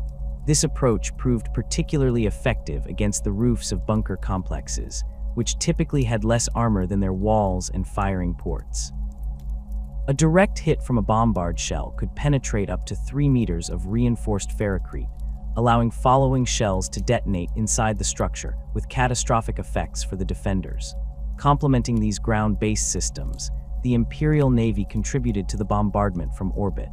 Navy vessels maintained station above key target areas, their macro cannon batteries delivering payloads that dwarfed even the largest ground artillery. The battleship Eternal Vigilance, assigned specifically to support the Vraks operation, could deliver broadsides that leveled entire districts of the defensive complex, its massive guns creating overlapping blast zones where nothing could survive the initial impact, let alone the secondary explosions and collapsing structures that followed. For precision strikes against high-value targets, the Navy deployed Marauder destroyers operating from the carrier Emperor's Wrath. These aircraft, flying at altitudes beyond the reach of most ground-based defenses, carried guided bombs capable of penetrating the deepest bunkers before detonating. Their targeting systems, linked to forward observers on the ground, could place these munitions with accuracy measured in meters, sufficient to target specific entrances, power generators, or command centers within larger complexes. The combined effect of this bombardment transformed the battlefield in ways that even the most experienced Death Korps veterans found remarkable. Areas that had once contained elaborate defensive networks became cratered wastelands where even the rubble had been pulverized into fine dust. The constant vibration from artillery impacts caused progressive structural failure in underground facilities, with entire bunker complexes sometimes collapsing without direct hits as their supporting structures succumbed to cumulative stress. Atmospheric effects from the bombardment created their own hazards. Dust clouds from pulverized ferrocrete and soil hung in the air for weeks, reducing visibility to meters and clogging filtration systems. Chemical compounds released from ruptured storage facilities, or created through the interaction of explosives with industrial materials, formed toxic fogs that pooled in low-lying areas. Electrical storms, triggered by the massive energy releases from bombardment and the particulate-laden atmosphere, generated lightning that could disable communications or ignite leaked promethium from damaged vehicles. The Death Korps adapted to these conditions with characteristic efficiency. Specialized engineering units constructed covered approaches that protected advancing troops from both enemy fire and environmental hazards. Pontoon bridges and amphibious vehicles allowed movement across the growing number of toxic craters, while modified chimera transports with enhanced filtration systems could move through chemical fog banks that would have killed unprotected troops in minutes. As the breakthrough operations expanded into multiple sectors, the Death Korps continued to advance their siege lines with methodical precision. Each position taken was immediately fortified and connected to the existing network, creating a steadily constricting noose around the inner defensive ring. The specialized units, Death Riders, Grenadiers, and armored formations, continued to exploit weaknesses created by the relentless bombardment, while the regular siege regiments consolidated these gains with their characteristic thoroughness. The defenders, increasingly fragmented and isolated, found their situation deteriorating rapidly. Cut off from central command by the Death Riders' raids on communication hubs, many units were reduced to fighting independent actions with diminishing supplies and no prospect of relief. Some positions continued to resist with fanatical determination, their occupants transformed by chaos influence into entities that no longer required conventional sustenance or rest. Others surrendered or attempted to break out, only to find the Death Korps offering no quarter to those who had embraced the ruinous powers. The arrival of the Red Hunters Space Marine chapter marked a significant escalation in the Imperial response to the deteriorating situation on Vraks. Their strike cruiser, the Wrath Unbowed, translated from the warp in the 11th year of the siege, its hull bearing the scars of numerous prior engagements. Unlike many Astartes chapters who maintained a degree of autonomy from Imperial authority, the Red Hunters operated in direct service to the Inquisition, their deployment signaling that the conflict had drawn the attention of the Emperor's most secretive servants. The Red Hunters established their forward base at Landing Zone Solaris, their crimson power armor standing in stark contrast to the drab grays and browns of the Death Korps regiments. Their chapter master Deamer immediately requested a strategic briefing from Lord Commander Zwekel, particularly focusing on intelligence regarding the traitor Astartes' presence. The Death Korps commander provided detailed tactical maps showing confirmed sightings of Alpha Legion, Word Bearers, and Iron Warriors elements, along with assessment reports of their operational patterns. Of particular concern were the Alpha Legion activities that had been detected with increasing frequency in the southwestern quadrant. Unlike the more overt operations of the other traitor legions, the Alpha Legion maintained their ancient doctrine of infiltration and subversion. Several Death Korps command posts had experienced unexplained communication failures, followed by precision strikes against key personnel, the hallmark of Alpha Legion operating procedures designed to decapitate enemy leadership. The Red Hunters deployed primarily as strike teams, their Thunderhawk gunships delivering tactical squads to engage identified traitor Astartes concentrations. Their first major operation targeted a Word-Bearer's ritual site in Sector 17B, where Death Korps reconnaissance had reported significant warp energy readings. 3 squads of tactical Marines supported by Devastator heavy weapons teams struck without warning, their bolters and plasma weapons tearing through the corrupted defenders before they could complete a summoning ritual that would have brought a significant demonic entity into real space. Within weeks of the Red Hunters' arrival, astropathic communications from nearby systems reported additional Space Marine forces en route to Vraks. The Dark Angels, one of the original first founding chapters, had dispatched a substantial contingent aboard their strike cruiser, Sword of Defiance. Their unexpected interest in what had previously been considered a standard, if extensive, siege operation raised questions among the Imperial command structure. The Dark Angels offered no explanation for their sudden involvement beyond a terse communication, stating they had information regarding traitor elements requiring immediate containment.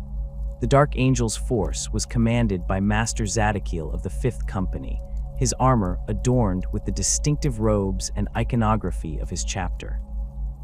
His initial meeting with Lord Commander Zwekel and Chapter Master Deamer was brief and focused solely on tactical matters, specifically requesting all intelligence regarding Alpha Legion activities and movements.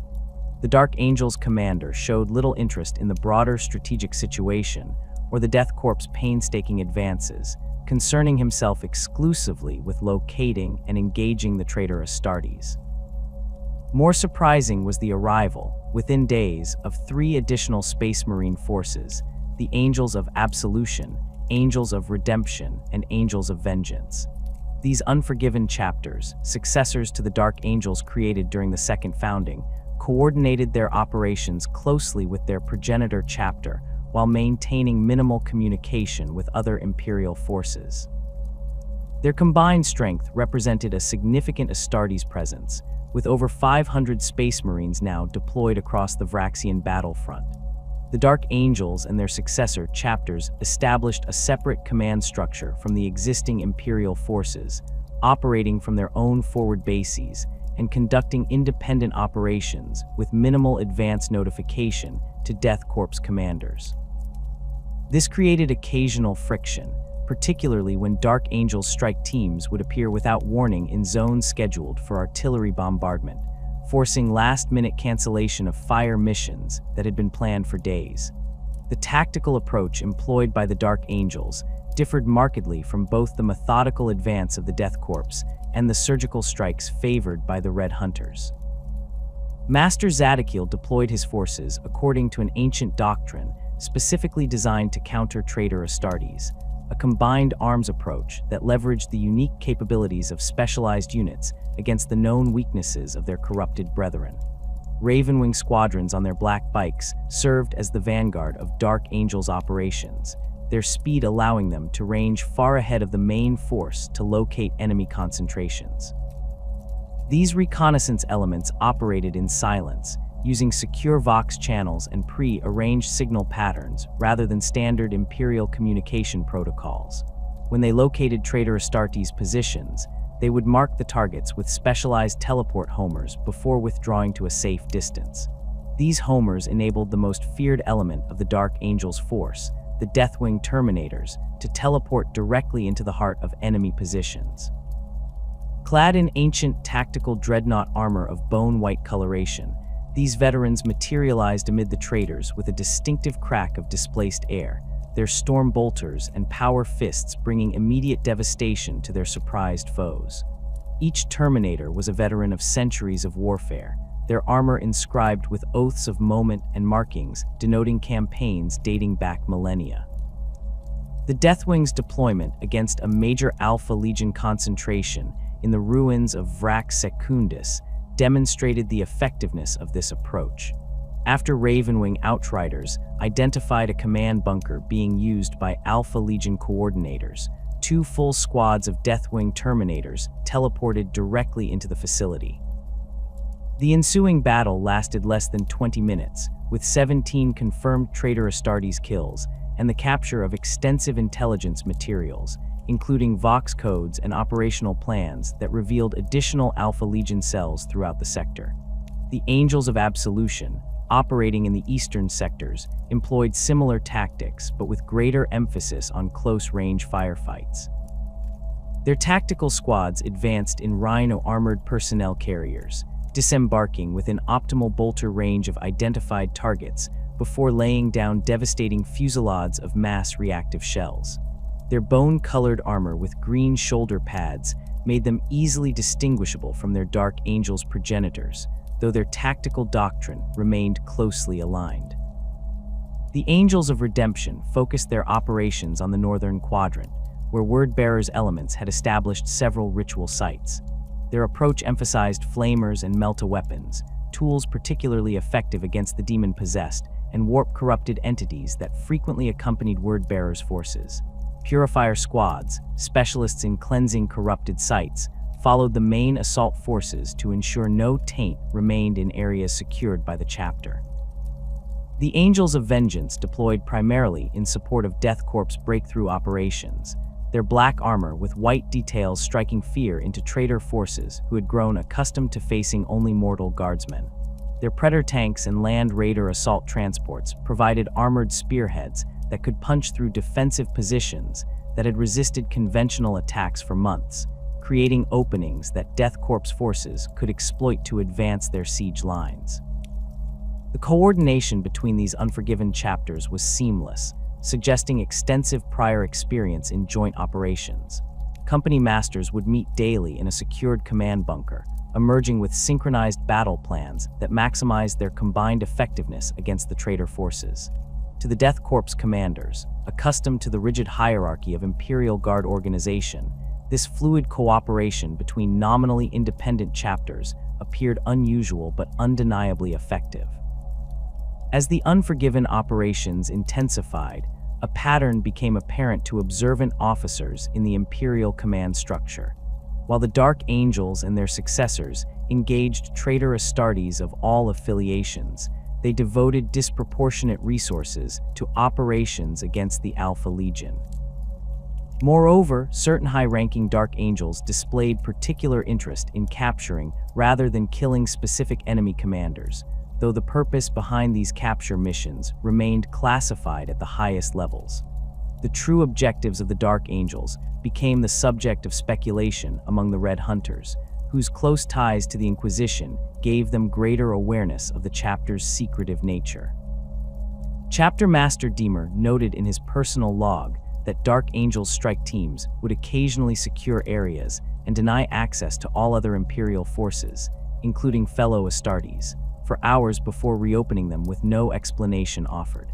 These restricted operations invariably followed engagements with Alpha Legion forces, and often resulted in the Dark Angels extracting personnel or materials via Thunderhawk gunships with no record of their destination.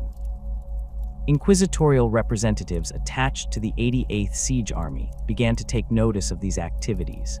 Inquisitor Hezekiah Carmelus of the Ordo Malleus, ostensibly present to monitor the growing demonic presence on Vraks, redirected some of her acolytes to observe Dark Angels' operations. When Master Zadkiel became aware of this scrutiny, he requested a private meeting with the Inquisitor aboard the Sword of Defiance. What transpired during this meeting was not recorded in official channels, but afterward, Inquisitor Carmelus withdrew her observers and instructed her staff that Dark Angels' operations were beyond the purview of our current mandate. The conflict between inquisitorial authority and the Dark Angels' autonomy came to a head following the battle for Strongpoint 27A, where elements of the Angels of Redemption had engaged a significant Alpha Legion force. After securing the position, the Space Marines established a cordon that excluded even senior inquisitorial personnel. When Interrogator Fenks, acting under Inquisitor Carmelus's authority, attempted to breach this cordon citing inquisitorial prerogative, he was physically restrained by Astartes guards and held for 6 hours before being released with a formal reprimand for interfering with chapter business. This incident prompted a sealed communication from Terra, delivered by a black ship that translated briefly into the Vraks system. The contents of this communication were known only to the highest echelons of the Imperial command structure, but its effect was immediate. Inquisitorial oversight of Dark Angels' operations ceased entirely, with Inquisitor Carmelus reassigned to investigate potential corruption within the supply chains supporting the siege. With inquisitorial interference neutralized, the Dark Angels intensified their hunt for specific targets among the Alpha Legion. Interrogator chaplains, distinctive in their black armor adorned with white skeletal iconography, began to appear more frequently in the field, often taking personal command of operations targeting suspected Legion commanders. These fearsome warriors, experts in extraction of information from the most resistant subjects, would isolate captured traitors in secured facilities where their interrogation methods could proceed without observation. The specialized anti-traitor, Astartes tactics employed by the Dark Angels proved remarkably effective across all engagement zones. Their armories contained weapons specifically designed to counter the advantages enjoyed by Chaos Space Marines, specialized ammunition that could penetrate corrupted power armor, ancient plasma weapons that operated at higher energy outputs than standard patterns, and power fields calibrated to disrupt the warp-enhanced protection of demon-infused plate. Deathwing Terminators became particularly feared by the traitor forces. Their teleport-based assault doctrine allowed no time for preparation or retreat, while their tactical dreadnought armor rendered them virtually impervious to all but the heaviest anti-tank weapons.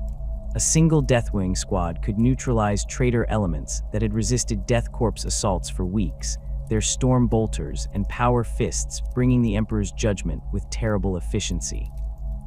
The most significant engagement came in the 12th year of the siege, when combined Unforgiven forces launched Operation Silent Judgment against a major Alpha Legion stronghold in the ruins of what had once been Vraks' primary communications array. Intelligence gathered from captured traitors indicated that a high-value target, referred to in intercepted communications only as the Hooded One, had established a command center within the heavily fortified complex. The operation began with a diversionary attack by Death Korps armored formations against the stronghold's southern approach, drawing defensive fire and attention away from the primary assault vector. As the traitors focused on repelling this apparent main thrust, Ravenwing squadrons infiltrated the northern perimeter, neutralizing sentries with silent weapons before placing teleport homers at strategic locations throughout the complex. The main assault commenced with simultaneous teleportation of 12 Deathwing Terminator squads directly into the heart of the Alpha Legion position.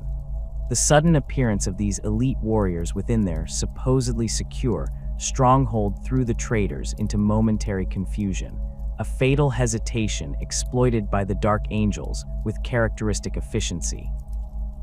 Bolter fire echoed through the corridors as the Terminators advanced in perfect formation, their overlapping fields of fire leaving no angle uncovered. Supporting this main thrust, the Angels of Vengeance deployed land raiders carrying tactical squads against the eastern entrance, their assault cannons clearing defensive positions with devastating bursts of high-caliber shells. The Angels of Absolution secured the western approaches, preventing reinforcement or escape, while the Angels of Redemption established a perimeter to intercept any traitors attempting to flee the collapsing position. The battle lasted just under 3 hours, resulting in the confirmed elimination of 47 Alpha Legion Astartes and the capture of 9 others, including an individual believed to be the Hooded One. These prisoners were immediately transferred to the Sword of Defiance under heavy guard, with no communication permitted between them and any non-Unforgiven personnel. The Dark Angels reported the operation as a complete success, though they declined to provide specific details regarding the intelligence value of their captives or the materials recovered from the stronghold. In the aftermath of Operation Silent Judgment, the Dark Angels' focus appeared to shift. Having secured their primary objective, they redeployed their forces to support the broader Imperial advance, with greater emphasis on engaging Word-bearers and Iron Warriors elements that posed the most immediate threat to the Death Korps' breakthrough operations. This change in priority suggested that whatever specific individuals they had sought among the Alpha Legion had either been captured or confirmed killed during their targeted operations. The impact of the Unforgiven intervention extended beyond their direct military contributions. The presence of first founding Astartes and their successor chapters provided a significant morale boost to the Imperial Guard forces, who had endured 12 years of grinding siege warfare with little visible progress toward their ultimate objective. The sight of Deathwing Terminators striding implacably through artillery barrages or Ravenwing bikers sweeping aside traitor ambushes reminded the Death Korps that they fought alongside the Emperor's finest warriors in a cause deemed worthy of Astartes' intervention. The earth trembled beneath the boots of the Death Korps infantry as they advanced through the shattered remains of Defense Line Secundus. What began as a distant rumble grew into a rhythmic pounding that veteran siege officers immediately recognized. Commissar Tybork of the 158th Siege Regiment raised his magnoculars and confirmed their worst fears, the silhouette of a Chaos Titan emerging through the toxic mist that perpetually shrouded the inner defensive rings of Vraks. The first confirmed sighting of traitor Titan forces came in the 13th year of the siege, as the Death Korps pushed through breaches in the secondary defensive line. Scout elements from the 291st Reconnaissance Regiment reported contact with what they initially believed to be a damaged Night Walker. The reality proved far more terrifying, a Warhound-class Scout Titan bearing the defiled insignia of the Legio Vulcanum II, its once proud machine spirit, now a twisted, demonic presence that hungered for Imperial blood. Legio Vulcanum II, known in ancient records as the Lords of Ruin, had fallen to chaos during the Horus Heresy, their god machines corrupted along with their princeps. Unlike their loyalist counterparts whose titans represented the pinnacle of Imperial engineering and martial nobility, these traitor engines had been transformed by millennia in the Eye of Terror.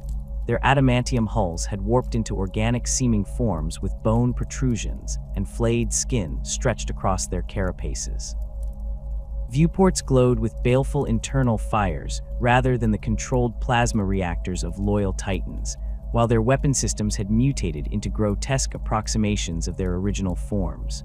The first Warhound, designated Soul Reaver by Death Korps intelligence, emerged from the toxic fog banks surrounding Artillery Fortress Epsilon 19.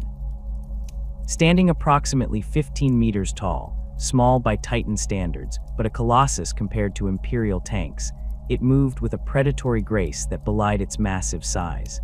Its Vulcan megabolter swept across the forward positions of the 143rd Siege Regiment, each massive shell detonating with the force of a small artillery piece and turning hardened bunkers into slaughterhouses.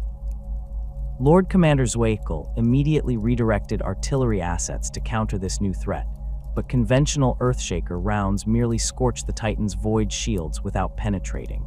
The Death Korps' heaviest weapons, basilisks and medusas, concentrated fire on the Scout Titan, yet even direct hits from siege cannons merely staggered the war machine momentarily before it continued its advance, crushing retreating guardsmen beneath its massive feet. Only the intervention of a Shadow Sword super heavy tank from the 61st Armored Regiment managed to halt the Warhound's progress. The massive tank, specifically designed for Titan hunting, fired its volcano cannon at extreme range, the beam of energy momentarily connecting the two war machines before the Titan's void shield finally collapsed under the sustained assault. A second shot penetrated the Warhound's right leg assembly, causing it to stumble and expose a vulnerability in its reactor shielding. The third and final shot struck this weakness directly, resulting in a catastrophic plasma containment failure that consumed the Titan in a miniature sun, leaving nothing but a blackened crater and scattered, twisted debris. The Death Korps' momentary victory proved short-lived. Within days, long-range auger arrays detected multiple massive power signatures advancing from the inner defensive rings. Reconnaissance flights confirmed the Imperial commander's worst fears. A full battle group of traitor Titans had been committed to the defense of Vraks. Picked captures showed at least 6 Warhound-class Scout Titans, accompanied by 3 of the more powerful Reaver-class Battle Titans, their corrupted forms advancing in loose formation toward the areas where Imperial forces had made the most significant breakthroughs. Most concerning was the presence of a single Warlord-class Titan at the center of this formation. Standing over 30 meters tall, this behemoth, identified by intelligence officers as Ferrum Dominus, had once been a proud engine of the Legio Vulcanum before its fall to chaos. Now it strode across the battlefield as a twisted parody of its former glory, its head replaced by a demon-faced helm with horns that crackled with warp energy. Its weapon systems had been augmented with demonic entities that caused its volcano cannon to fire streams of what appeared to be souls rather than energy, while its massive power claw leaked a substance that resembled blood but corroded anything it touched. The deployment of traitor Titans represented a critical escalation that threatened to unravel years of hard-won Imperial progress. The Death Korps' methodical advance had not accounted for facing god machines on the field, and their heaviest assets, Baneblades and Shadow Swords, were too few and too widely dispersed to counter this concentrated Titan force. Lord Commander Zweigel immediately dispatched an emergency astropathic message to Segmentum Command, requesting urgent Mechanicus support to counter the traitor Titan threat. The Adeptus Munitorum responded with unprecedented speed, recognizing the existential threat these war machines posed to the entire Vraks campaign. Within 3 weeks, the first elements of Legio Astorum, the Warp Runners, translated into the system aboard the massive Mechanicus transport, Omnissiah's Bounty. Their arrival brought immediate hope to the beleaguered Imperial forces, as the distinctive blue and yellow heraldry of loyal Titans appeared on the landing fields of Base Primaris. The Legio Astorum deployment included 8 Warhound Scout Titans, 4 Reaver Battle Titans, and 2 Warlord Battle Titans, a substantial force that represented a significant commitment from the Mechanicus. Each god machine bore the scars of numerous prior campaigns, their hulls adorned with kill markings and honor banners that testified to centuries of loyal service.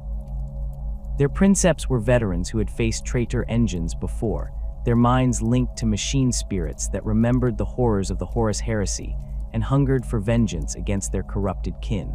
Preparation for Titan warfare required substantial logistical adjustments. Massive Prometheum pipelines were established to supply the voracious plasma reactors that powered these god machines. Ammunition manufactorums worked at maximum capacity to produce the specialized ordnance required by their weapon systems. Volcano cannon power cells the size of Chimera transports, shells for turbo laser destructors that required special handling equipment, and the massive rockets used by Apocalypse missile launchers that each contained enough explosive force to level city blocks. The first engagement between loyal and traitor Titans occurred in the shattered ruins of Vraks Manufactorum District Alpha. Two warhounds of Legio Astorum, Swift Vengeance and Emperor's Wrath, encountered a single Chaos Reaver designated Soul Harvester that had been terrorizing Death Korps positions for days. The Loyalist Titans employed classic pincer tactics, using their superior speed to flank the larger engine while avoiding its devastating weapon systems. The battle demonstrated the fundamental differences between loyal and traitor war machines. The Legio Astorum warhounds moved with precision and coordination, their princeps executing textbook maneuvers developed over millennia of Imperial tactical doctrine. In contrast, the Chaos Reaver fought with savage fury but limited strategic awareness, its corrupted machine spirit driven more by bloodlust than tactical calculation. This difference proved decisive when Swift Vengeance managed to circle behind the traitor engine and target its plasma reactor, housing with concentrated fire from its turbo laser destructor, creating a breach that Emperor's Wrath exploited with a perfectly timed volley from its volcano cannon. The destruction of the Chaos Reaver boosted Imperial morale, but the main traitor Titan force continued to advance toward the critical junction where three Death Korps breakthrough corridors converged. If this position fell, years of progress would be undone, as the traitors could drive a wedge between Imperial forces and potentially surround isolated elements of the siege army.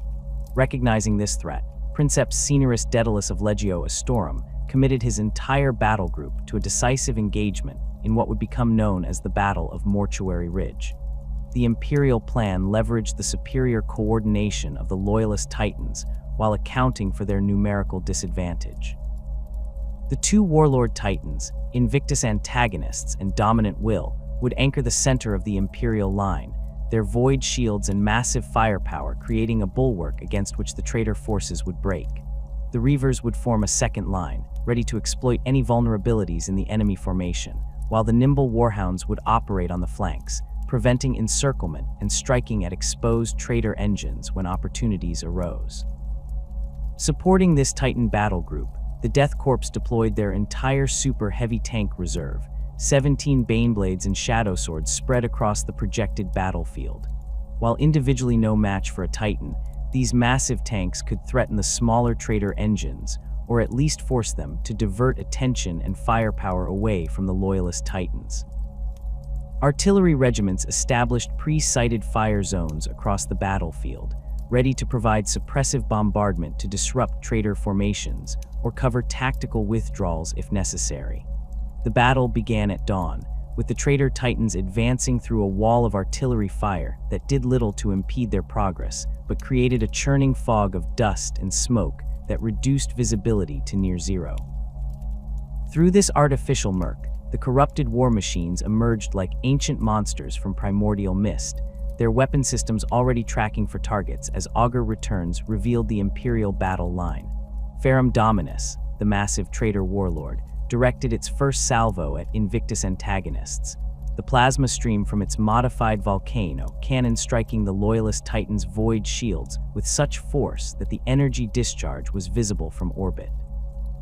The Loyalist warlord staggered under the impact, but held its position, returning fire with methodical precision.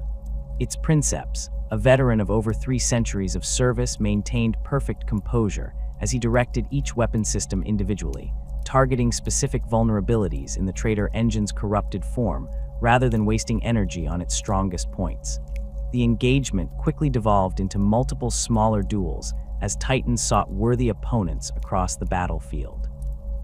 The Legio Astorum Reaver Implacable Justice found itself engaged with 2 traitor warhounds simultaneously, using its superior firepower to keep them at bay, while its princeps calculated the optimal moment to commit to destroying one at the cost of exposing itself to the other. This moment came when one of the traitor engines suffered a momentary plasma fluctuation that weakened its void shields. Implacable justice immediately directed all weapons against this target, its Gatling blaster firing thousands of armor-piercing rounds per minute that found the gaps in the traitor Warhound's corrupted hull, while its melta-cannon delivered the killing blow directly to the exposed reactor housing.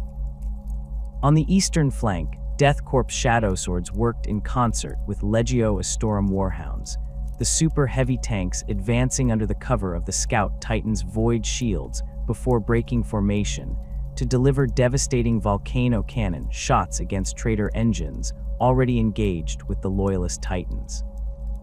This coordination between Imperial Guard and Mechanicus forces represented a level of tactical integration rarely seen, testament to the desperate nature of the battle, and the recognition by both forces that only through perfect cooperation could they hope to counter the traitor Titan threat. The tide turned when Dominant Will, the second Loyalist warlord, executed a daring tactical maneuver that exposed its flank momentarily, but allowed it to target the plasma containment systems of a traitor Reaver. The resulting explosion created a cascading failure that damaged two nearby traitor engines, creating a momentary gap in their formation that the Legio Astorum forces exploited with characteristic efficiency. 3 Loyalist Warhounds surged through this opening, circling behind the traitor battle line to target the more vulnerable rear armor of the larger engines. The climax of the battle came as Invictus antagonists and Ferrum Dominus engaged in direct combat at the center of the battlefield. The two massive war machines traded devastating blows at ranges so close that their void shields interfered with each other, creating crackling storms of energy that incinerated everything in their vicinity.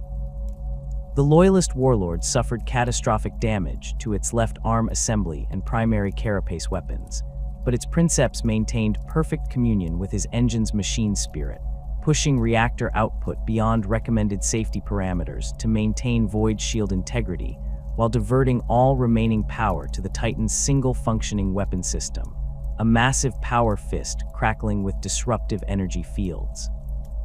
In a maneuver that would be studied in Mechanicus tactical academies for centuries, Invictus antagonists executed a feigned retreat that drew Ferrum Dominus into pursuit, subtly adjusting its stance to favor its undamaged right side. When the traitor warlord committed to a killing blow with its corrupted power claw, the Loyalist engine pivoted with unexpected speed, allowing the enemy's momentum to carry it past, while simultaneously driving its power fist directly into the traitor's exposed reactor housing. The resulting detonation consumed both engines in a cataclysmic explosion that created a crater half a kilometer wide and sent shockwaves that toppled buildings kilometers away. The destruction of their most powerful engine broke the traitor Titan formation. Without the coordinating presence of Ferrum Dominus, the remaining Chaos Titans reverted to individual actions, making them vulnerable to the coordinated tactics of the Legio Astorum forces. By nightfall, the Loyalists had confirmed the destruction of 7 traitor engines, with the remaining Chaos Titans retreating toward the inner defensive ring, their machine spirits seemingly cowed by the loss of their dominant alpha. The victory at Mortuary Ridge came at tremendous cost. Besides the complete loss of Invictus antagonists, 3 Loyalist Warhounds had been destroyed, and every surviving Titan had suffered damage requiring extensive repairs. The Death Korps had lost 11 super heavy tanks and nearly 4,000 troops who had been caught in the crossfire between these titanic combatants. Yet strategically, the engagement had secured the breakthrough corridors and eliminated the most significant counter-attack force the defenders had deployed since the beginning of the siege. In the aftermath of the battle, Mechanicus tech priests scoured the field for salvageable components from both loyal and traitor Titans. The recovery of even damaged weapon systems or armor plates represented an irreplaceable resource, while the retrieval of fallen princeps, those whose bodies and mind impulse units remained intact enough for potential recovery, was treated as a sacred duty by their surviving comrades. the first inquisitorial presence on Vraks arrived with little fanfare in the 13th year of the siege. 3 unmarked shuttles descended to landing zone Solaris, their black hulls bearing no insignia save the stylized Eye of the Holy Ordos that was recognized and feared throughout the Imperium. The Death Korps command staff had received only minimal warning of their arrival, a terse astropathic message stating that representatives of the Ordo Malleus would be conducting operations relevant to the security of the sector. Inquisitor Hezekiah Carmelis stepped onto Vraxian soil with a retinue that reflected the gravity of her mission. Flanking her were 2 power-armored figures from the chamber militant of the Ordo Malleus, Grey Knights Terminators, whose silver armor gleamed incongruously amidst the perpetual gloom of Vraks. Their presence alone signified that the siege had evolved beyond a simple suppression of heresy into something far more dangerous. The Grey Knights never deployed except to counter the most serious demonic threats, and their appearance on Vraks confirmed the worst fears of those Imperial commanders aware of their significance. Behind the Terminators came Carmelis's personal cadre, sanctioned psychers wearing psychic hoods that dampened their connection to the warp, savants carrying data slates containing classified intelligence on chaos manifestations, and combat servitors equipped with specialized weapons designed to harm entities that existed partially outside normal reality. The Inquisitor herself cut an imposing figure despite her unassuming stature. Her face bore the scars of numerous encounters with the enemies of humanity, while her eyes held the haunted look common to those who had witnessed the true nature of the warp and survived with their sanity intact. Lord Commander Zwakel received the inquisitorial party in his command bunker, a Spartan facility 20 meters beneath the surface that served as the nerve center for the entire siege operation. The meeting was brief and focused entirely on practicalities. Carmelis requested access to all intelligence regarding suspected demonic activity, authorization to deploy her forces anywhere within Imperial-controlled territory without prior notification, and the establishment of a secure facility for conducting specialized interrogations and examinations of contaminated materials. Zwakel, a pragmatic officer who recognized inquisitorial authority even if he didn't welcome its implications, granted these requests without argument. The Death Korps commander had seen enough during the 13-year siege to understand that conventional military approaches were insufficient against certain threats. If the Inquisition believed their specialized expertise was required, he would facilitate their operations while continuing to focus on his primary objective, the methodical reduction of Cardinal Zaffin's fortress. The inquisitorial facility, designated Containment Site Sigma, was established in a captured munitions bunker 5 kilometers behind the front lines. Death Korps engineers reinforced the structure according to specifications provided by Carmelis's tech adepts, installing specialized containment fields, warp disruption generators, and purification systems designed to prevent contamination from spreading beyond the facility's walls. Within days, the site was operational, its entrance guarded by Grey Knights, whose vigilance ensured that nothing entered or left without inquisitorial authorization. The first major inquisitorial operation coincided with the Death Korps' assault on defensive line Tertius Sector 12 Alpha. As Krieg guardsmen breached the outer perimeter of a major strongpoint, they encountered resistance unlike anything they had faced previously. Survivors reported defending forces that shifted between human and inhuman forms, weapons that fired projectiles that screamed in recognizable voices, and localized reality distortions that caused some attackers to age decades in seconds, while others reverted to childhood before disintegrating entirely. Inquisitor Carmelis arrived at the forward command post within hours of these reports, reaching Lord Commander Zwakel. After reviewing the tactical data and interviewing several officers who had observed the phenomena, she declared the entire sector under inquisitorial quarantine. Death Korps forces were ordered to establish a cordon around the affected area, but prohibited from further advance pending specialized intervention. The Grey Knights deployed that night, teleporting directly into the contested strongpoint from their strike cruiser, Emperor's Light, in high orbit. What transpired within the quarantine zone remained classified at the highest level, but Death Korps observation posts reported continuous flashes of silver-blue light visible even through the thick smoke of battle, while seismographic equipment registered energy discharges consistent with force weapon detonations of extraordinary magnitude. 36 hours later, the Grey Knights emerged from the strongpoint. Their once gleaming armor was now scorched and pitted, bearing the marks of combat against entities that conventional weapons could barely harm. They carried with them several sealed containers, whose contents emitted radiation patterns that caused nearby Auspex units to malfunction. These containers were immediately transported to Containment Site Sigma under heavy guard, their contents never revealed to even the highest-ranking Death Korps officers. Following this operation, inquisitorial presence expanded rapidly across the Vraxian front. Acolytes of the Ordo Malleus established monitoring stations at key points along the Imperial advance, their specialized equipment designed to detect warp fluctuations that might indicate imminent demonic manifestation. These stations operated independently from Death Korps command structures, reporting directly to Inquisitor Carmelis and bypassing the traditional military chain of command. The relationship between inquisitorial forces and the Death Korps remained professional but distant. The Guardsmen of Krieg, indoctrinated from birth to view death in the Emperor's service as the ultimate purpose of their existence, found common ground with the Grey Knights' similar fatalism. Both forces recognized that they served as weapons against the enemies of humanity, with personal survival subordinate to mission accomplishment. This philosophical alignment facilitated cooperation in the field, even as the specifics of inquisitorial objectives remained obscured from Death Korps commanders. As the siege progressed into its 14th year, the frequency of Grey Knight deployments increased dramatically. Strike teams teleported into contested zones with growing regularity, often arriving without warning and departing just as suddenly once their objectives were secured. Death Korps officers learned to recognize the signs of impending inquisitorial intervention: unusual warp signatures detected by forward observation posts, unexplained Vox disruptions, or the distinctive atmospheric pressure changes that preceded teleportation arrivals.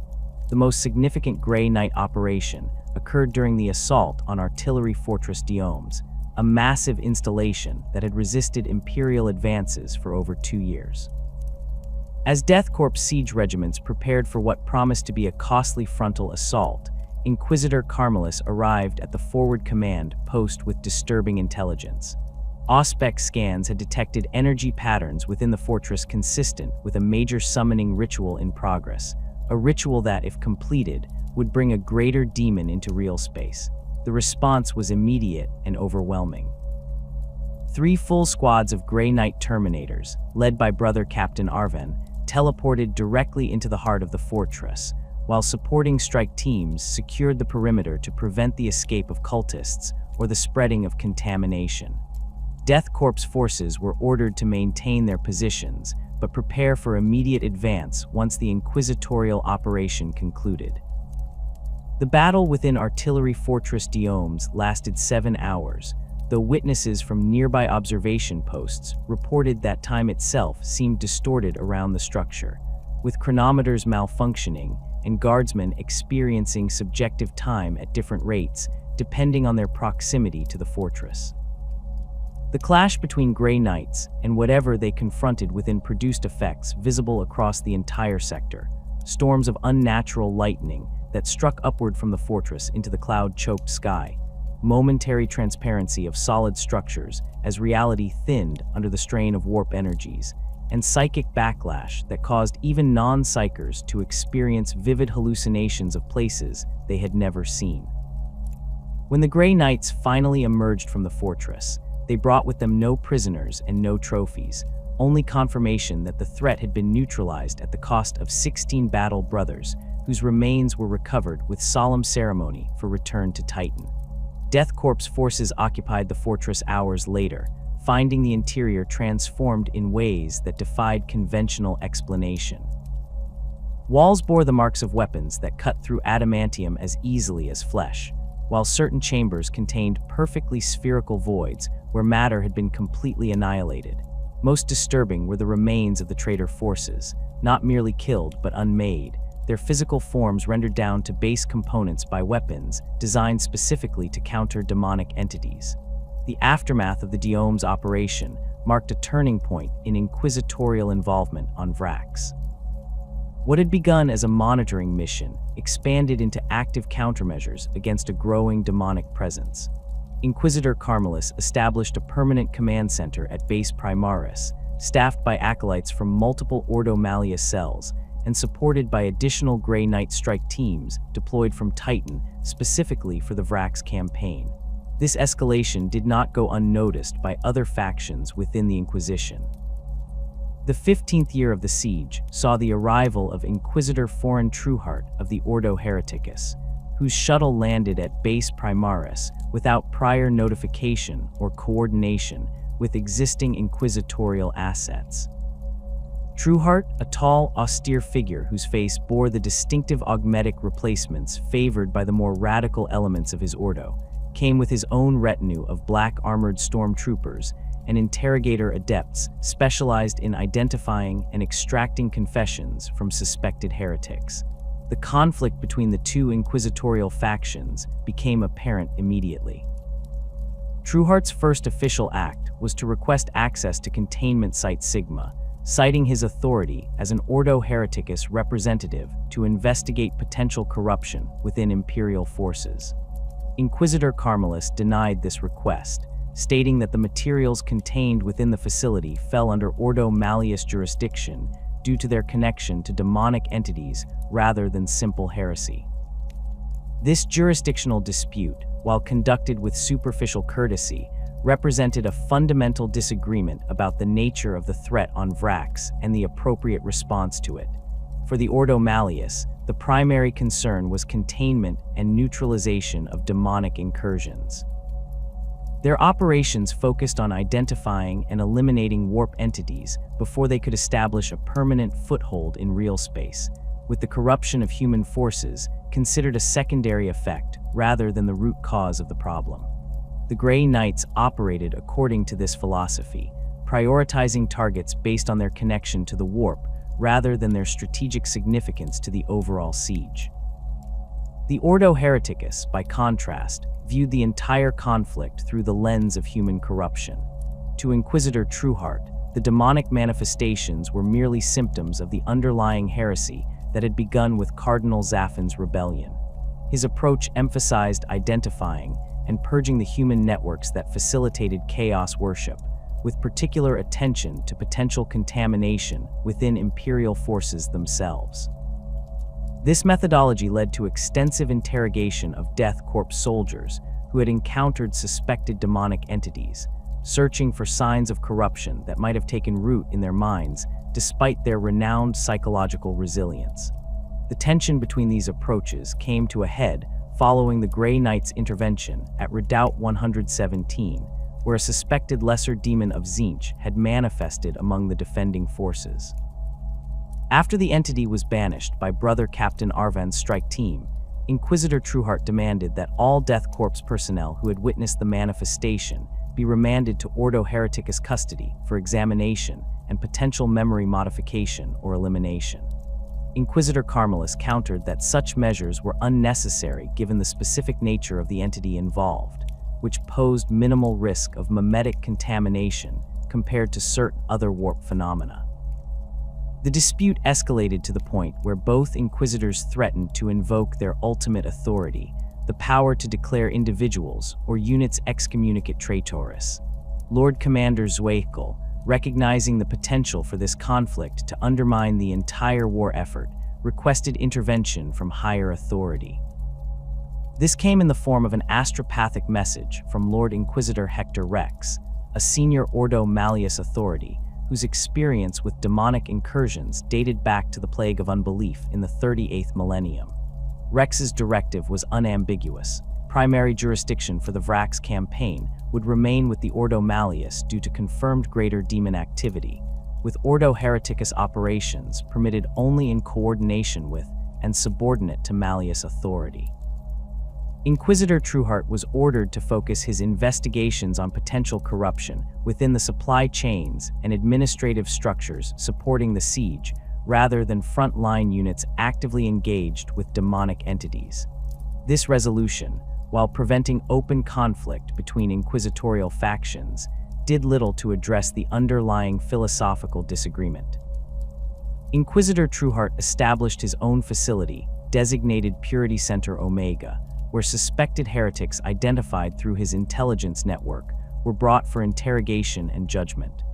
These operations continued parallel to, but separate from the Ordo Malleus activities, creating an uncomfortable division of inquisitorial authority that many Death Korps officers found difficult to navigate.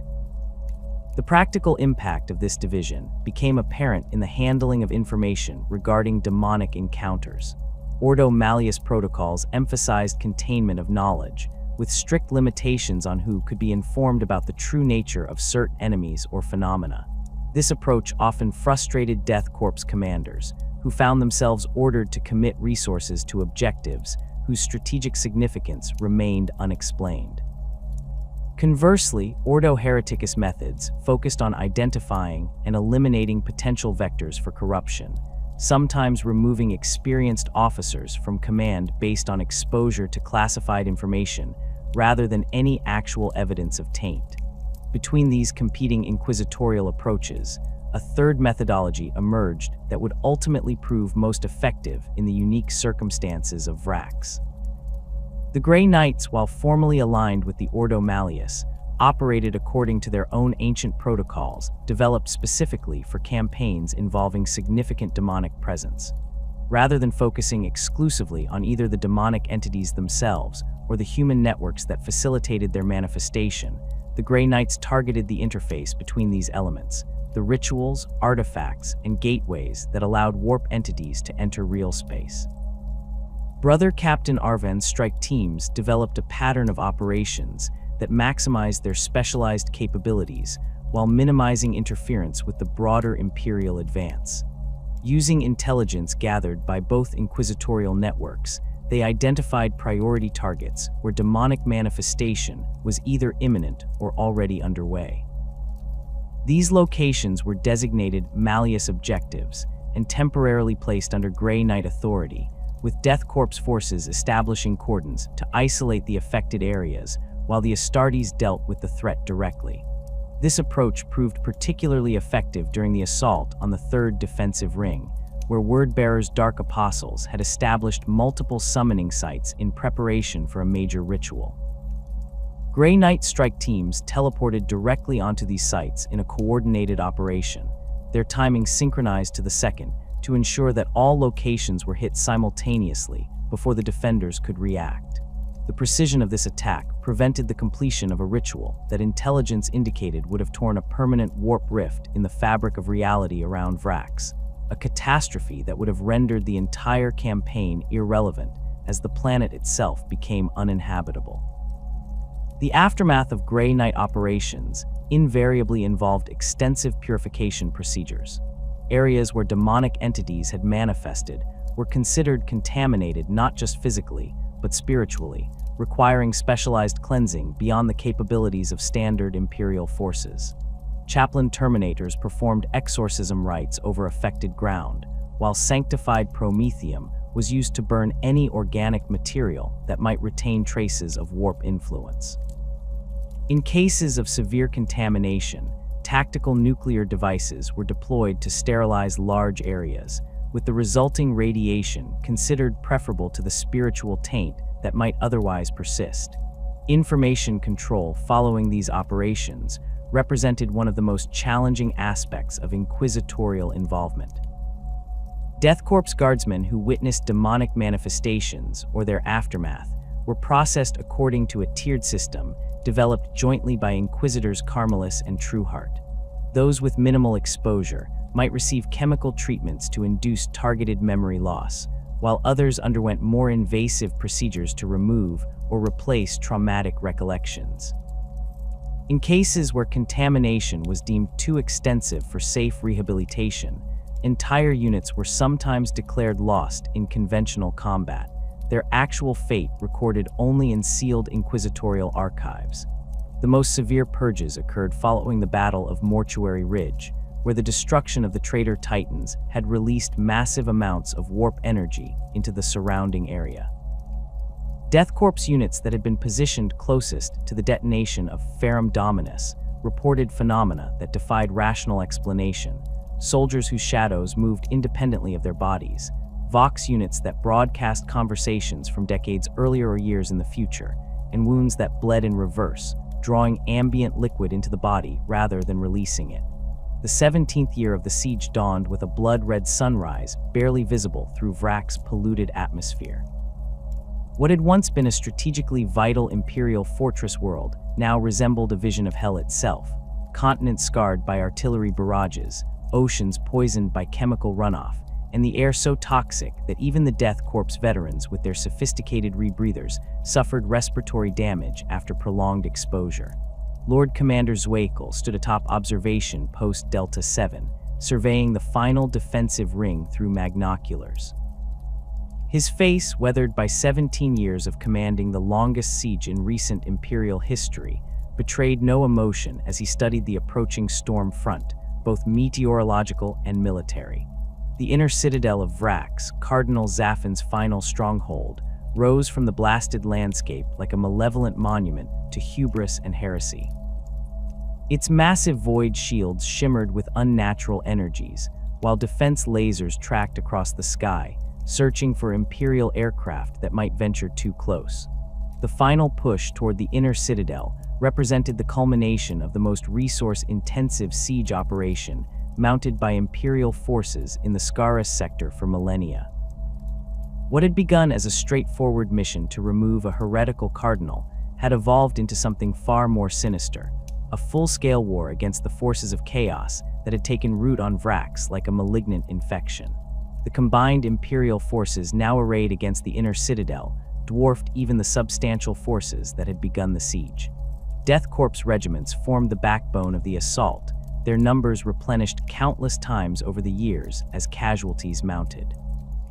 The 158th and 143rd Siege Regiments, having fought since the initial landings, retained only a handful of veterans who had witnessed the campaign's beginning. These soldiers, their greatcoats patched and repatched, their respirator masks modified with additional filtration layers to handle Vraks' increasingly toxic atmosphere, moved with the mechanical precision that only 17 years of constant warfare could instill. Supporting the Death Korps came elements from multiple Space Marine chapters. The Red Hunters maintained their presence, their crimson armor now bearing the scars of 6 years of continuous operations against the forces of chaos. The Dark Angels and their successor chapters had withdrawn the bulk of their forces after securing their mysterious objectives, but a contingent remained, primarily Ravenwing units whose speed and firepower provided crucial mobile support for the plotting Death Korps' advance. New to the battlefield were companies from the Angels of Absolution and Flesh Terrors chapters, their distinctive liveries bringing fresh terror to the defenders. The Flesh Terrors, notorious for their savagery in combat, specialized in shock assaults that broke enemy formations through sheer violence and momentum. Their presence represented a significant shift in Imperial strategy, from the methodical grinding advance that had characterized most of the siege to a more aggressive approach, intended to overwhelm the final defenses before the traitors could further consolidate their position. Inquisitorial forces had also expanded significantly as the true nature of the conflict became apparent. Lord Inquisitor Hector Rex himself had arrived to take personal command of the Ordo Malleus operations, bringing with him additional Grey Knight strike teams and specialized equipment designed specifically for combating demonic entities. His command center, established in a heavily fortified bunker, complex 5 kilometers behind the front lines, housed technologies rarely seen outside the most sensitive inquisitorial facilities: psychic dampening fields, warp signature detection arrays, and containment systems capable of holding entities that existed partially outside conventional reality. The tactical situation facing this assembled force presented challenges beyond those of conventional siege warfare. The inner citadel's defenses had been designed by the finest military architects of the Imperium, then corrupted and enhanced by the technical expertise of the Iron Warriors and the warp craft of the Word Bearers. Multiple rings of ferrocrete bunkers, each housing heavy weapons and protected by void shield generators, surrounded the central fortress. Between these rings stretched killing grounds covered by interlocking fields of fire, where advancing troops would find no cover from the devastating firepower that could be brought to bear against them. More concerning than these conventional defenses were the reality distortions that had begun to manifest around the inner citadel. Auspex readings showed fluctuating energy patterns that defied standard Imperial classification, while scout units reported visual anomalies that suggested the barrier between real space and the warp had grown dangerously thin. Certain approaches to the fortress appeared to loop back on themselves, with reconnaissance teams finding themselves returning to their starting points despite maintaining consistent direction. Other areas exhibited temporal inconsistencies, with Vox transmissions arriving before they were sent or objects aging decades in minutes. Lord Commander Zweikel's final assault plan, developed in consultation with the assembled Space Marine captains and inquisitorial representatives, reflected these unique challenges. Rather than a single massive advance across all sectors, the plan called for multiple coordinated thrusts targeting specific weaknesses identified through months of observation and intelligence gathering. Each thrust would be spearheaded by Space Marine units, whose enhanced physiology and warp-resistant indoctrination made them better suited to withstand the reality distortions near the Citadel, with Death Korps formations following to secure and hold territory gained. The most critical element of the plan involved the neutralization of the void shield generators protecting the inner Citadel. These massive devices, housed in armored bunkers at 4 equidistant points around the fortress, prevented effective bombardment of the central structures and would need to be disabled before the final assault could proceed. This task fell to specialized strike teams composed of Death Korps combat engineers supported by Space Marine veterans, each team equipped with melta charges capable of breaching the generator's protective casings. The assault began with the most intensive artillery barrage of the entire 17-year campaign. Every available gun in the Imperial arsenal opened fire simultaneously, from the humble 120 mortars of Death Korps infantry companies to the massive Earthshaker batteries that had been the workhorses of the siege. Basilisk self-propelled artillery platforms, their barrels elevated to maximum range, fired in coordinated salvos that sent thousands of high-explosive shells arcing toward the outer defenses of the inner citadel. Joining this conventional barrage came the specialized munitions of the Adeptus Mechanicus. Phosphex bombs, their contents burning with an unquenchable chemical fire that consumed oxygen and organic matter with equal veracity, targeted ammunition dumps and barracks areas. Vortex missiles, carrying warheads that momentarily tore holes in the fabric of reality itself, were directed against the most heavily armored bunkers, their exotic energies bypassing physical protection to consume matter from within. From orbit, Navy vessels added their firepower to the bombardment. Lance strikes from the battleship Eternal Vigilance carved glowing furrows across the defensive perimeter, while macro cannon batteries saturated target zones with shells the size of small buildings. This orbital fire focused particularly on anti-aircraft emplacements, suppressing them to allow the deployment of Imperial aircraft that would support the ground assault. The bombardment continued for 72 hours without pause, the constant thunder of explosions becoming the heartbeat of the battlefield. When it finally ceased, the sudden silence seemed almost more disorienting to Imperial troops than the noise had been. Through the settling dust and smoke, the inner citadel remained standing, its void shields flickering but intact, though the outermost defensive ring had been reduced to scattered rubble interspersed with craters deep enough to swallow Chimera transports whole. The ground assault commenced at dawn, with Thunderhawk gunships delivering Space Marine strike teams to their designated insertion points, while Death Korps armored columns advanced along cleared routes through the minefields. The Red Hunters targeted the northern approach, their tactical doctrine emphasizing coordinated fire and movement to suppress enemy positions. The Flesh Terrors took the southern sector, their assault more direct and visceral, with chainsword-wielding assault squads charging directly into enemy strongpoints with a fury that shocked even veteran Death Korps observers. The Death Korps themselves advanced in their characteristic formation, infantry moving in dispersed squads that utilized every scrap of cover, supported by Leman Russ battle tanks and Hellhound flame tanks that targeted bunkers and trench systems. Their progress was methodical but relentless, each position taken immediately fortified and used as a base for the next advance.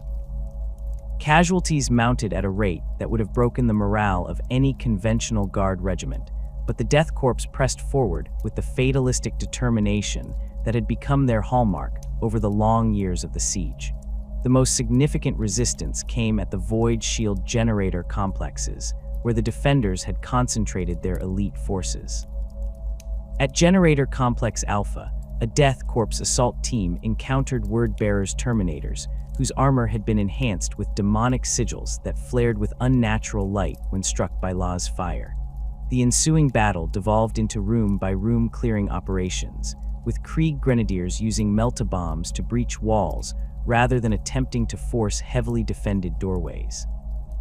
Despite suffering over 70% casualties, the assault team eventually reached the generator's control room, where combat engineers placed their demolition charges, while the remaining infantry held off waves of counter-attacking cultists.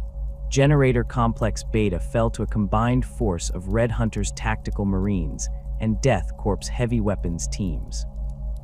The Space Marines breached the outer defenses using crack missiles to create entry points, then secured a perimeter, while specialized Death Korps demolition experts advanced to the generator itself. The defenders, primarily Iron Warriors with supporting cultist units, contested every meter, transforming the complex's narrow corridors into killing grounds where dozens died for the gain of a single room. The generator was finally disabled by a suicide attack from a critically wounded Death Korps lieutenant, who manually detonated his melta charges after conventional remote detonators failed due to warp interference. The most difficult target proved to be Generator Complex Delta, where reality itself seemed to fight against the Imperial advance. Flesh Terror's assault Marines reported corridors that extended impossibly when traversed, rooms that contained the same defenders no matter how many times they were cleared, and wounds that leaked clockwork mechanisms rather than blood. Only the intervention of a Grey Knight strike team, teleporting directly into the generator chamber with specialized null field generators, allowed the complex to be neutralized after 9 hours of continuous fighting. With 3 of the 4 generator complexes disabled, the void shields protecting the inner citadel began to fail unevenly, creating localized weaknesses that Imperial forces immediately exploited. Orbital lance strikes targeted the exposed sections of the fortress, while Marauder bombers conducted precision bombing runs against command and control nodes identified by intelligence assets. The remaining generator, while still functional, could not maintain the integrity of the entire shield network, resulting in cascading failures that eventually left the central fortress completely exposed. The final push toward Cardinal Zaffin's personal stronghold within the inner citadel revealed the most disturbing aspect of the entire campaign. Intelligence gathered by inquisitorial agents had suggested that the Cardinal himself had not been seen in person for several years, with all communications coming through intermediaries or pre-recorded messages. As Imperial forces breached the inner sanctum, they discovered the truth behind this absence. Cardinal Zaffin was already dead, his desiccated corpse seated upon a throne of fused human remains in the central chamber of the fortress. Inquisitorial psychers, scanning the area for warp signatures, determined that Zaffin had likely died years earlier, possibly as early as the 5th year of the siege. More disturbing was the evidence that his identity had been assumed by an Alpha Legion operative identified as Lord Arcos, who had used the Cardinal's authority to transform what began as a simple rebellion into a full-scale chaos incursion. This deception explained the sophisticated tactics employed by the defenders, and the coordination between various traitor Astartes elements that had appeared on Vraks. The revelation of Arcos' deception came too late to prevent the trap he had prepared for the Imperial assault forces. As the combined Death Korps and Space Marine units secured the central fortress, automated systems triggered a series of plasma reactors buried deep beneath the structure. The resulting chain reaction threatened to destroy not just the fortress, but a significant portion of the surrounding battlefield, potentially crippling the Imperial force at the moment of their apparent victory. Only the sacrifice of a full squad of Grey Knight Terminators prevented catastrophe. Teleporting directly into the reactor chamber, they established a containment field using their own psychic abilities, channeling the explosion's energy into the warp rather than allowing it to devastate the material realm. The psychic backlash from this act was felt by sensitive individuals across the entire planet, while the physical toll reduced the reactor complex to a glassy crater nearly a kilometer across. In the aftermath of the reactor containment, Imperial forces secured the remainder of the inner citadel against sporadic resistance from isolated pockets of defenders.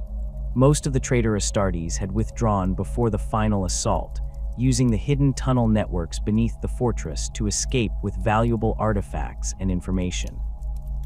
Lord Arcos himself eluded capture, though inquisitorial forces recovered substantial intelligence regarding his operations and potential future targets from data vaults within the Cardinal's private quarters.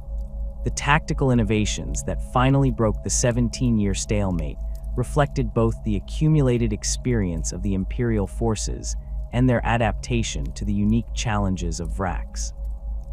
The coordination between different Imperial organizations, Death Korps regiments, multiple Space Marine chapters, inquisitorial assets, and Navy elements represented a level of integration rarely achieved in Imperial military operations.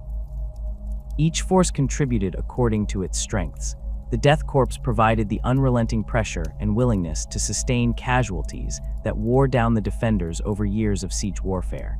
The Space Marines delivered the precise application of overwhelming force at critical points. The Inquisition contained and countered the warp-based threats that conventional forces could not address. As the dust settled over the blasted wasteland that had once been the inner citadel of Vraks Prime, the true scale of devastation became apparent. 17 years of unrelenting warfare had transformed a vital Imperial fortress world into an unrecognizable hellscape. The final Imperial push had secured victory, but what remained could scarcely be called a triumph. The planet that Lord Commander Zwakul surveyed from his command salamander was no longer the strategic asset the Imperium had fought so long to reclaim. Krieg quartermasters, methodical as ever, began the grim accounting of the campaign's cost. The Death Korps alone had lost over 14 million soldiers since the first landings 17 years earlier. Entire regiments had been wiped out and reconstituted multiple times, their regimental standards bearing campaign honors that represented incalculable sacrifice. The 158th Siege Regiment, one of the first to make planetfall, had suffered 94% casualties over the course of the siege, with only 412 of its original soldiers still alive to witness the campaign's end. Equipment losses proved equally staggering. Over 9,000 armored vehicles had been destroyed or damaged beyond repair, from nimble Centaur light carriers to mighty Baneblade super heavy tanks. Artillery pieces numbered in the tens of thousands, many having fired so many rounds that their barrels had been replaced dozens of times before the vehicles themselves were lost to enemy action. The munitions expenditure figures defied comprehension: over 1.2 billion artillery shells of various calibers, enough to have supplied multiple sector-wide campaigns of more conventional duration. The Adeptus Munitorum representatives, arriving to assess the status of the world's once vast stockpiles, found their task largely pointless. Of the strategic supplies that had made Vraks worth defending, almost nothing remained salvageable. Ammunition bunkers had been emptied to supply both sides of the conflict or destroyed in the fighting. Vehicle parks contained only burnt-out husks. Promethium reservoirs had been detonated as defensive measures or tapped dry to fuel 17 years of mechanized warfare. Beyond the material losses, the environmental damage to Vraks Prime represented perhaps the most permanent consequence of the prolonged conflict. The atmosphere, already marginal before the war, had deteriorated to the point that Imperial assessment teams required full environmental suits even in the least affected regions. Toxicity levels in the soil exceeded Imperial safety standards by factors of thousands, with concentrations of heavy metals, radioactive isotopes, and chemical weapon residue that would render agriculture impossible for centuries. The water table had been contaminated beyond any practical means of remediation. What had once been subsurface aquifers now consisted of a toxic soup containing everything from promethium derivatives to the decaying remnants of chemical weapons. In some locations, water drawn from wells spontaneously combusted upon contact with air, while in others it contained enough dissolved metal to conduct electricity efficiently. Most concerning to the Ordo Malleus assessment teams were the areas of persistent warp contamination. Certain battlefields, particularly those where significant demonic manifestations had occurred, exhibited alarming signs of reality distortion even months after the fighting had moved elsewhere. Vegetation that grew in these zones displayed unnatural properties, colors not found in nature, growth patterns that seemed to form meaningful symbols when viewed from altitude, or physiological structures that had no evolutionary purpose but resembled organic machinery. Lord Inquisitor Hector Rex personally supervised the cataloging of these contaminated zones. His reports to Ordo Malleus headquarters recommended the most severe classification for Vraks Prime, Perdita Extremis, a designation reserved for worlds where corruption had reached levels that made reclamation impractical or inadvisable. This classification would normally lead to exterminatus proceedings, but the strategic importance of Vraks and the resources already expended in its recapture complicated the decision. The compromise solution emerged after extensive deliberation among representatives of the Inquisition, Adeptus Munitorum and Adeptus Mechanicus. Rather than outright destruction, Vraks would be subject to indefinite quarantine, with specialized containment protocols to prevent the spread of contamination. Orbital platforms were established at key Lagrange points, equipped with weapons capable of destroying any unauthorized vessels attempting to approach or leave the planet. Ground-based monitoring stations, operated by servitors and tech priests with extensive augmetic replacements to reduce vulnerability to corruption, would maintain surveillance of the most severely affected zones. The Adeptus Mechanicus expressed particular interest in studying the long-term effects of prolonged warp exposure on material environments. Under strict inquisitorial oversight, they established research facilities in the least contaminated regions, focusing on developing improved methods for detecting and neutralizing warp-tainted materials. These facilities operated under protocols that included regular staff rotation to prevent extended exposure and mandatory psychic screening to detect early signs of contamination. For the Death Korps regiments that had fought so long to reclaim Vraks, the aftermath brought neither celebration nor recognition. In keeping with their regimental traditions, they viewed the victory not as a triumph, but merely as partial repayment of Krieg's eternal debt to the Emperor. The surviving units were immediately reassigned to new war zones across the sector, their equipment refurbished, and their ranks replenished with fresh troops from Krieg's training facilities. Lord Commander Zweigel, who had directed the siege from its first day to its last, submitted his final report to Adeptus Munitorum headquarters on Terra with characteristic brevity. The document outlined the strategic objectives achieved, resources expended, and lessons learned without a single word of self-congratulation or request for recognition. Upon transmission of this report, he requested reassignment to another campaign, unwilling to accept the period of rest typically granted to officers after extended deployments. The Space Marine chapters that had participated in the final phases of the siege departed with varying degrees of ceremony. The Red Hunters, true to their secretive nature, withdrew without formal acknowledgement, their strike cruisers translating into the warp with only the briefest of communications to Imperial command. The Flesh Terrors departed after recovering their dead, their gene seed carefully preserved for implantation into future battle brothers. The Dark Angels and their successor chapters had largely withdrawn before the final assault, having apparently secured their mysterious objectives during earlier operations.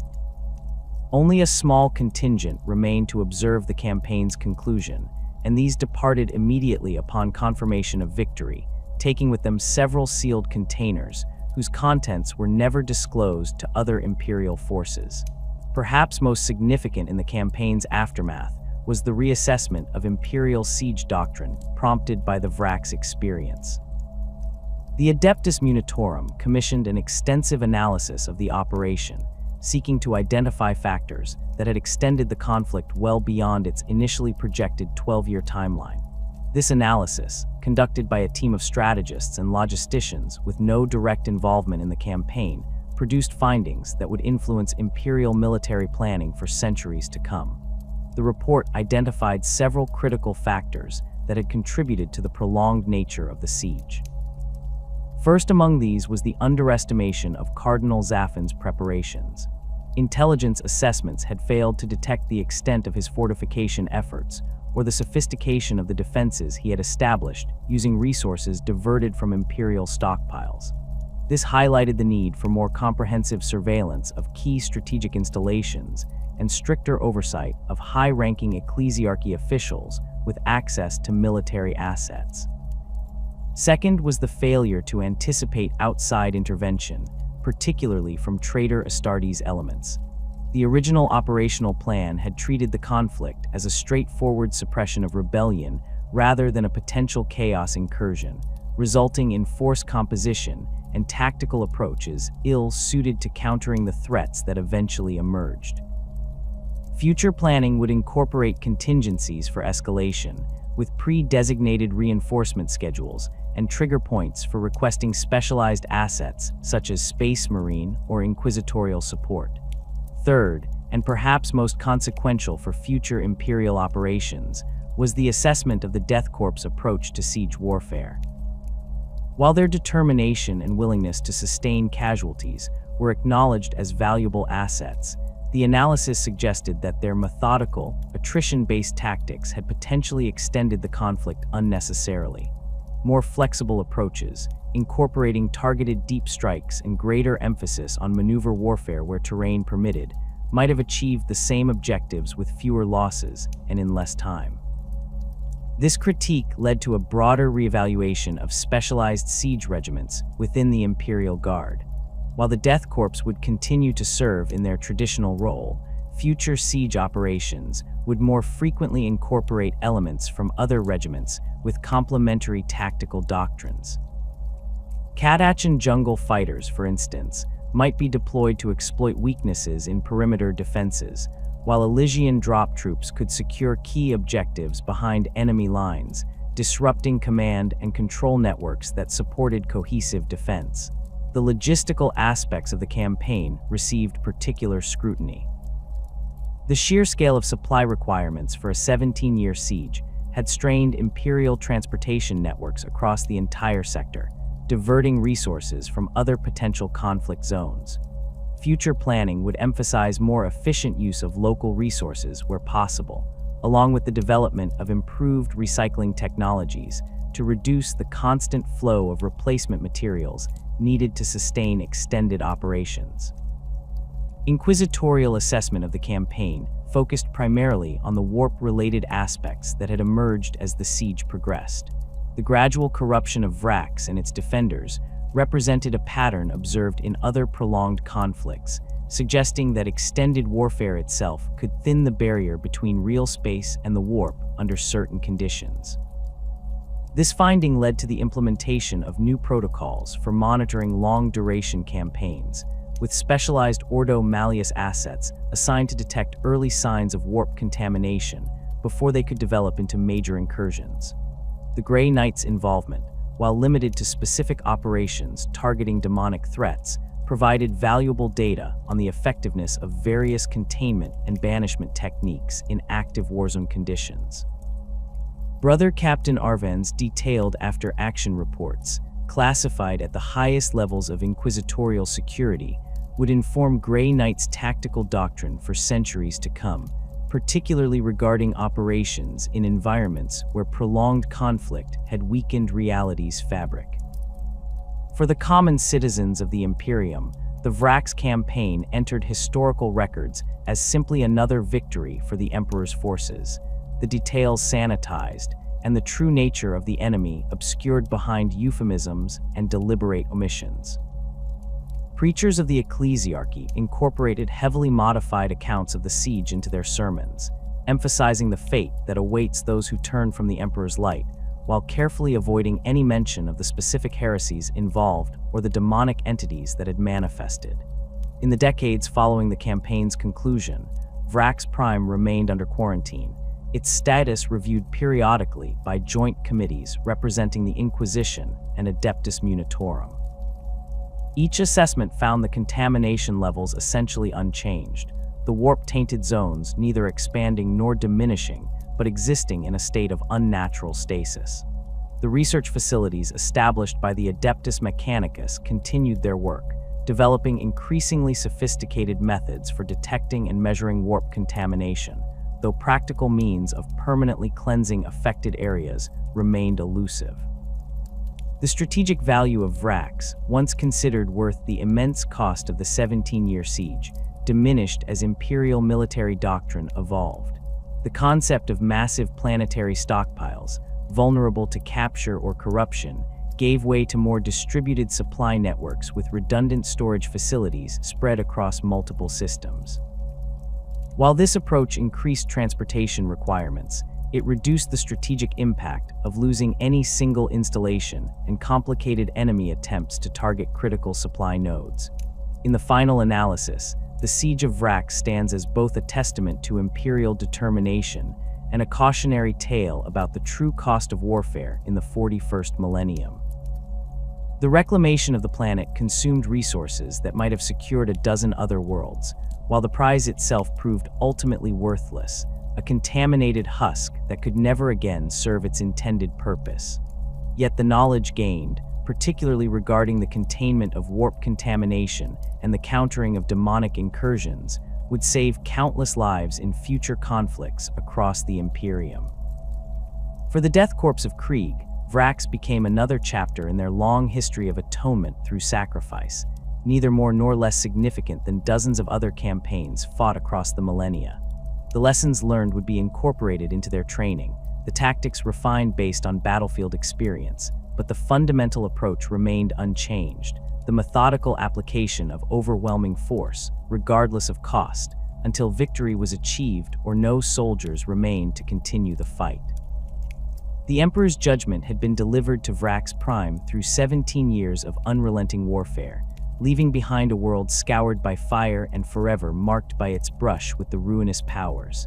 In the grim darkness of the far future, it was neither the first nor the last world to suffer such a fate, merely another casualty in humanity's eternal struggle for survival in a hostile universe.